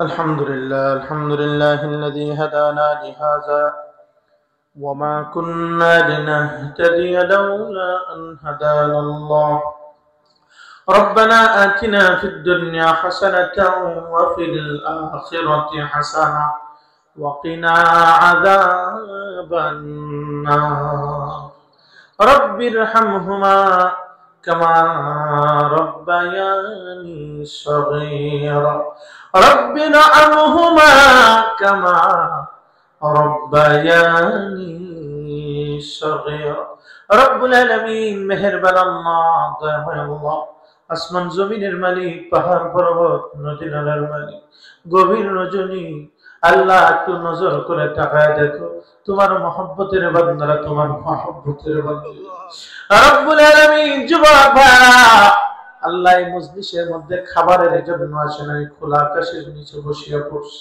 আল্লাহ তাদের ভিতরে একমাত্র তোমার মহব্বত তোমার হাবিবের মহব্বত ও মালিক আল্লাহ তোমার কোনারের মহব্বতে যারা আরামের বিছানাতে করে বসিয়া পড়েছিল আল্লাহ জিন্দেগীর জানা অজানা গুনাহগুলি তুমি মাফ করে দেব রব্বুল আলামিন মাথার তালু থেকে নিয়ে পায়ের তালু পর্যন্ত এমন কোন জায়গা নাই যেই জায়গাগুলো দিয়ে গুনাহ করিল ও মালিক জিহ্বার দিকে তাকাইলে দেখি জিহ্বাটা মিথ্যা বলতে বলতে বড় না পায় আল্লাহ চোখের দিকে ফিকির করলে দেখি চোখগুলো জিনা করতে করতে বড় না পাক আল্লাহ হাতের দিকে তাকাইলে দেখি হাত গুনাহ করতে করতে বড় না পাক অন্তঃকরণের দিকে নজর দিলে দেখি অন্তরগুলো গুনাহের চিন্তা করতে করতে বড় না পাক আল্লাহ তোমার কাছে চাইতে বলতে বড় লজ্জা হয় মালিক তারপরও আমরা চাই কারণ তুমি বলেছো লা তাকনাতু মির রাহমাতিল্লাহ ইন্নাল্লাহা ইয়াগফিরুয যুনুবা জামিআ ইন্নাহু হুয়াল গফুরুর রাহিম বান্দা বান্দি নফসের উপর জুলুম করেছো অন্যায় করেছো আমি আল্লাহর রহমত থেকে নৈরাশ হবি না আমি আল্লাহ বান্দার জিন্দেগীর সবগুলো গুনাহকে মাফ করে থাকি ও আল্লাহ ও মালিক আমাদের গুনাহ যত না বড় তার চেয়ে হাজার গুণ লক্ষ গুণ কোটি গুণ বড় তোমার রহমের দরিয়া ও মালিক তোমার রহমের দরিয়ায় আমাদেরকে সুবাইয়া আমাদেরকে ডুবাইয়া পাক সব বানাইয়া জান্নাতি হিসাবে তুমি কবুল করিয়া নাও জাহান্নামের আগুন বড় ভয়ঙ্কর ও মালিক তোমার হাবিব বলেছেন দুনিয়ার আগুন যদি কোনো মানুষের শরীরে লেগে যায় আগে তার পশম পড়ে তারপরে চামড়া পড়ে তারপর গোশত হাড় গুলো পড়িয়া যায় কিন্তু জাহান্নামের আগুন যদি কোনো পাপিষ্ঠের শরীরে লেগে যায় তার পশম পোড়ার আগে গোশত পোড়ার আগে হাড় পোড়ার আগে সর্বপ্রথম পাপিষ্ঠের কলিজা পুড়িয়া পুড়িয়া বোনা হয়ে যাবে ও মালিক জাহান্নামের আগুন বড় কঠিন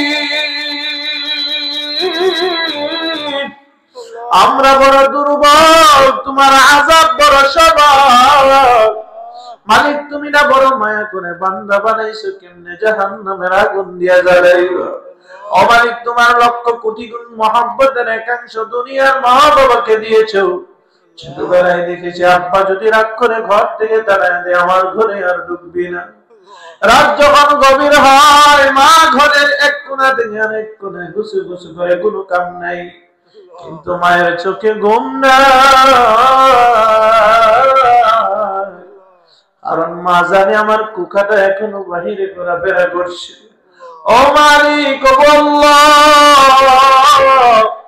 তোমার লক্ষ কোটি গুণ মহব্বতের একাংশ মা পাইয়া সন্তানকে বলতে পারে না সন্তানের কষ্ট মা সহ্য করতে পারে না রে আল্লাহ মালিক তুমি যে লক্ষ কোটি গুণ মহব্বতের ভালোবাসা দিয়ে বান্দা বানাইলা ওই মহব্বতের মানুষকে তুমি কেমনে জাহান্নামের আগুন দিয়ে তুমি জ্বালাইবা রে আল্লাহ ও মালিক জাহান্নামের আগুন থেকে বাঁচা চাই, জান্নাতে আমলের তৌফিক সবাইকে দান করে দাও। রব্বুল আলামিন যারা হাত বাড়িয়েছে, এমন অনেক সন্তান হাত বাড়িয়েছে যে মা হারিয়েছে, বাবা হারিয়েছে। মালিক এমন অনেক সন্তান আমার সাথে আছে, যেই সন্তানটা নিজের হাত দিয়ে নিজের গর্ভধারিণী মাদারে কবরে শুয়ে আসলো। এমন অনেক সন্তান হাত বাড়াইছে যে সন্তানটা নিজের বাবাটারে কবরে রেখে আসলো, বহুদিন হয়ে গেছে, আজও পর্যন্ত মা বাবার মায়াবী চেহারাটা দেখতে পারেন। ওগো আল্লাহ, ওগো মালিক, মায়ের মতো আপন পৃথিবীতে কোনো মহিলা হতে পারে না, বাবার মতো আপন পৃথিবীতে কোনো পুরুষ হতে পারে না। মালিক, বাবা মার কথা শুনতেই মা হারা বাবা হারা সন্তান গুলোর চোখের কোণে পানি টলমল করছে রে আল্লাহ। ও মালিক, সন্তানের চোখের পানি গুলা মা বাবার নাজাতের জরিয়া তুমি বানায় দাও আল্লাহ। কবরটা একটা কঠিন ঘর। দুনিয়াতে মাঝে মাঝে রাতের বেলা একা একা যখন কবরের পাশ দিয়া যায়, কেমন কেমন জানে দিলের ভিতরে ভয় কাজ করে। ওগো আল্লাহ, ওগো মালিক, দুনিয়াতে আমাদের মা বাবা তো দুনিয়াতে থাকতে তারা কবরকে ভয় পাইত, চিরন্তন সত্য কবরে যাওয়া লাগবে। তারা এখন কবরে শুয়ে আছে, কেমনে আছে জানি না রে আল্লাহ। দুনিয়ার এক প্রান্ত থেকে অপর প্রান্তে খবর নেওয়া যায়, কবর ঘরের খবর নেওয়া যায় না। ও মালিক, ও আল্লাহ, আমাদের আব্বা আম্মার কবরটা জান্নাতের টুকরা বানাও। আব্বা আম্মা যাদের বেঁচে আছে, হায়াতের জিন্দেগি, ইমানের জিন্দেগি দান করে দাও। ও আল্লাহ, দাদা দাদিকে মাফ করো, নানা নানিকে মাফ করো, আত্মীয় স্বজন পাড়া প্রতিবেশীকে মাফ করো আল্লাহ। রব্বুল আলামিন, আল্লাহ, অসুস্থদেরকে সেবা দান করো, অভাবীদের অভাব অনটন দূর করো, টেনশন পেরেশানি দূর করে দাও আল্লাহ। যুবক ভাইদেরকে কবুল করো আল্লাহ, মুরব্বীদেরকে কবুল করে নাও আল্লাহ। প্রবাসী কল্যাণ আল্লাহ যারা এই মাহফিল আয়োজন করেছে আল্লাহ কবুল করে নাও। প্রবাসী ভাই প্রবাস জীবনকে সুখময় করো, আনন্দময় করে দাও। এলাকার মাটির নিচে যত মুমিন মুমিনাত শহীদ আল্লাহ কবরগুলো জান্নাতের টুকরা তুমি বানায় দাও আল্লাহ তাআলা। যারা হাত বাড়িয়েছি 5 ওয়াক্তের নামাজি বানাও, ইবাদত করনে ওয়ালা বানাও। তোমার নবীর তরিকা ইখলাসের সাথে ইবাদতের তৌফিক দান করে দাও রব্বুল আলামিন। আজকের এই মাহফিলের যারা আয়োজন করেছে আল্লাহ, মসজিদ কমিটিকে আল্লাহ কবুল করে নাও রব্বুল আলামিন। সভাপতি, সেক্রেটারিকে, সিয়ার সাধারণ সদস্যদেরকে কবুল করো। পদ্মার আড়ালের আমার আম্মা জানদেরকে কবুল করে নাও। আজকের সভাপতি পরিচালনায় যিনি ছিলেন আল্লাহ কবুল করে নাও রব্বুল আলামিন। অনেক হাজি সাহেবদেরকে লইয়া হাত বাড়াইছি, শতধারী ওলা মুরব্বীরা আছে, যুবক ভাইরা আছে, উলামা কেরাম আছে, আমার পর্দার আড়ালের মা বোনরা আছে আল্লাহ। ও মালিক, অনেক মা বোনদের সন্তান হয় না আল্লাহ। দুনিয়ার কোন বাবা, দুনিয়ার কোন পীর, দুনিয়ার কোন ডাক্তার সন্তান দিতে পারে না আল্লাহ। ও মালিক, ও আল্লাহ, যাদের সন্তান আদি নাই তাদেরকে নেককার সন্তান দিয়া তাদের কলিজা তুমি ঠান্ডা বানায় দাও রব্বুল আলামিন। অন্তর থেকে গুনাহের মজা দাও, নেক আমলের স্বাদ প্রত্যেকের অন্তরে ঢুকায় দাও রব্বুল আলামিন। আল্লাহ, কত মানুষ ঘর থেকে বের হয় আর ঘরে ফিরে আসে না, কত মানুষ ঘুমায় আর ঘুম থেকে ওঠে না রে আল্লাহ। ও মালিক, আজকে এই মাহফিলটা আমাদের জিন্দেগির শেষ মাহফিল হতে পারে। গত বছর অনেকে ছিল, এবছর নাই, না জানি কার জন্য এই মাহফিলটা জিন্দেগির শেষ মাহফিল। আল্লাহ, এই মাহফিল থেকে ওঠার আগে আগে আমাদের জিন্দেগির সব গুনাহগুলি তুমি মাফ করে দাও রে আল্লাহ রব্বুল আলামিন। আল্লাহ, যেদিন তুমি কবর দেশে ডাক দিবা, বেঈমান বানায়া তুমি আমাদেরকে নোনা রে আল্লাহ। যেদিন আমাদের কাছে মালাকুল মউত আজরাইলকে পাঠাইবা, প্রত্যেকের জবানে ঈমানের কালিমা, জান্নাতি কালিমা জারি করাইও, লা ইলাহা ইল্লাল্লাহু মুহাম্মাদুর রাসূলুল্লাহ। আসসালামু আলাইকুম।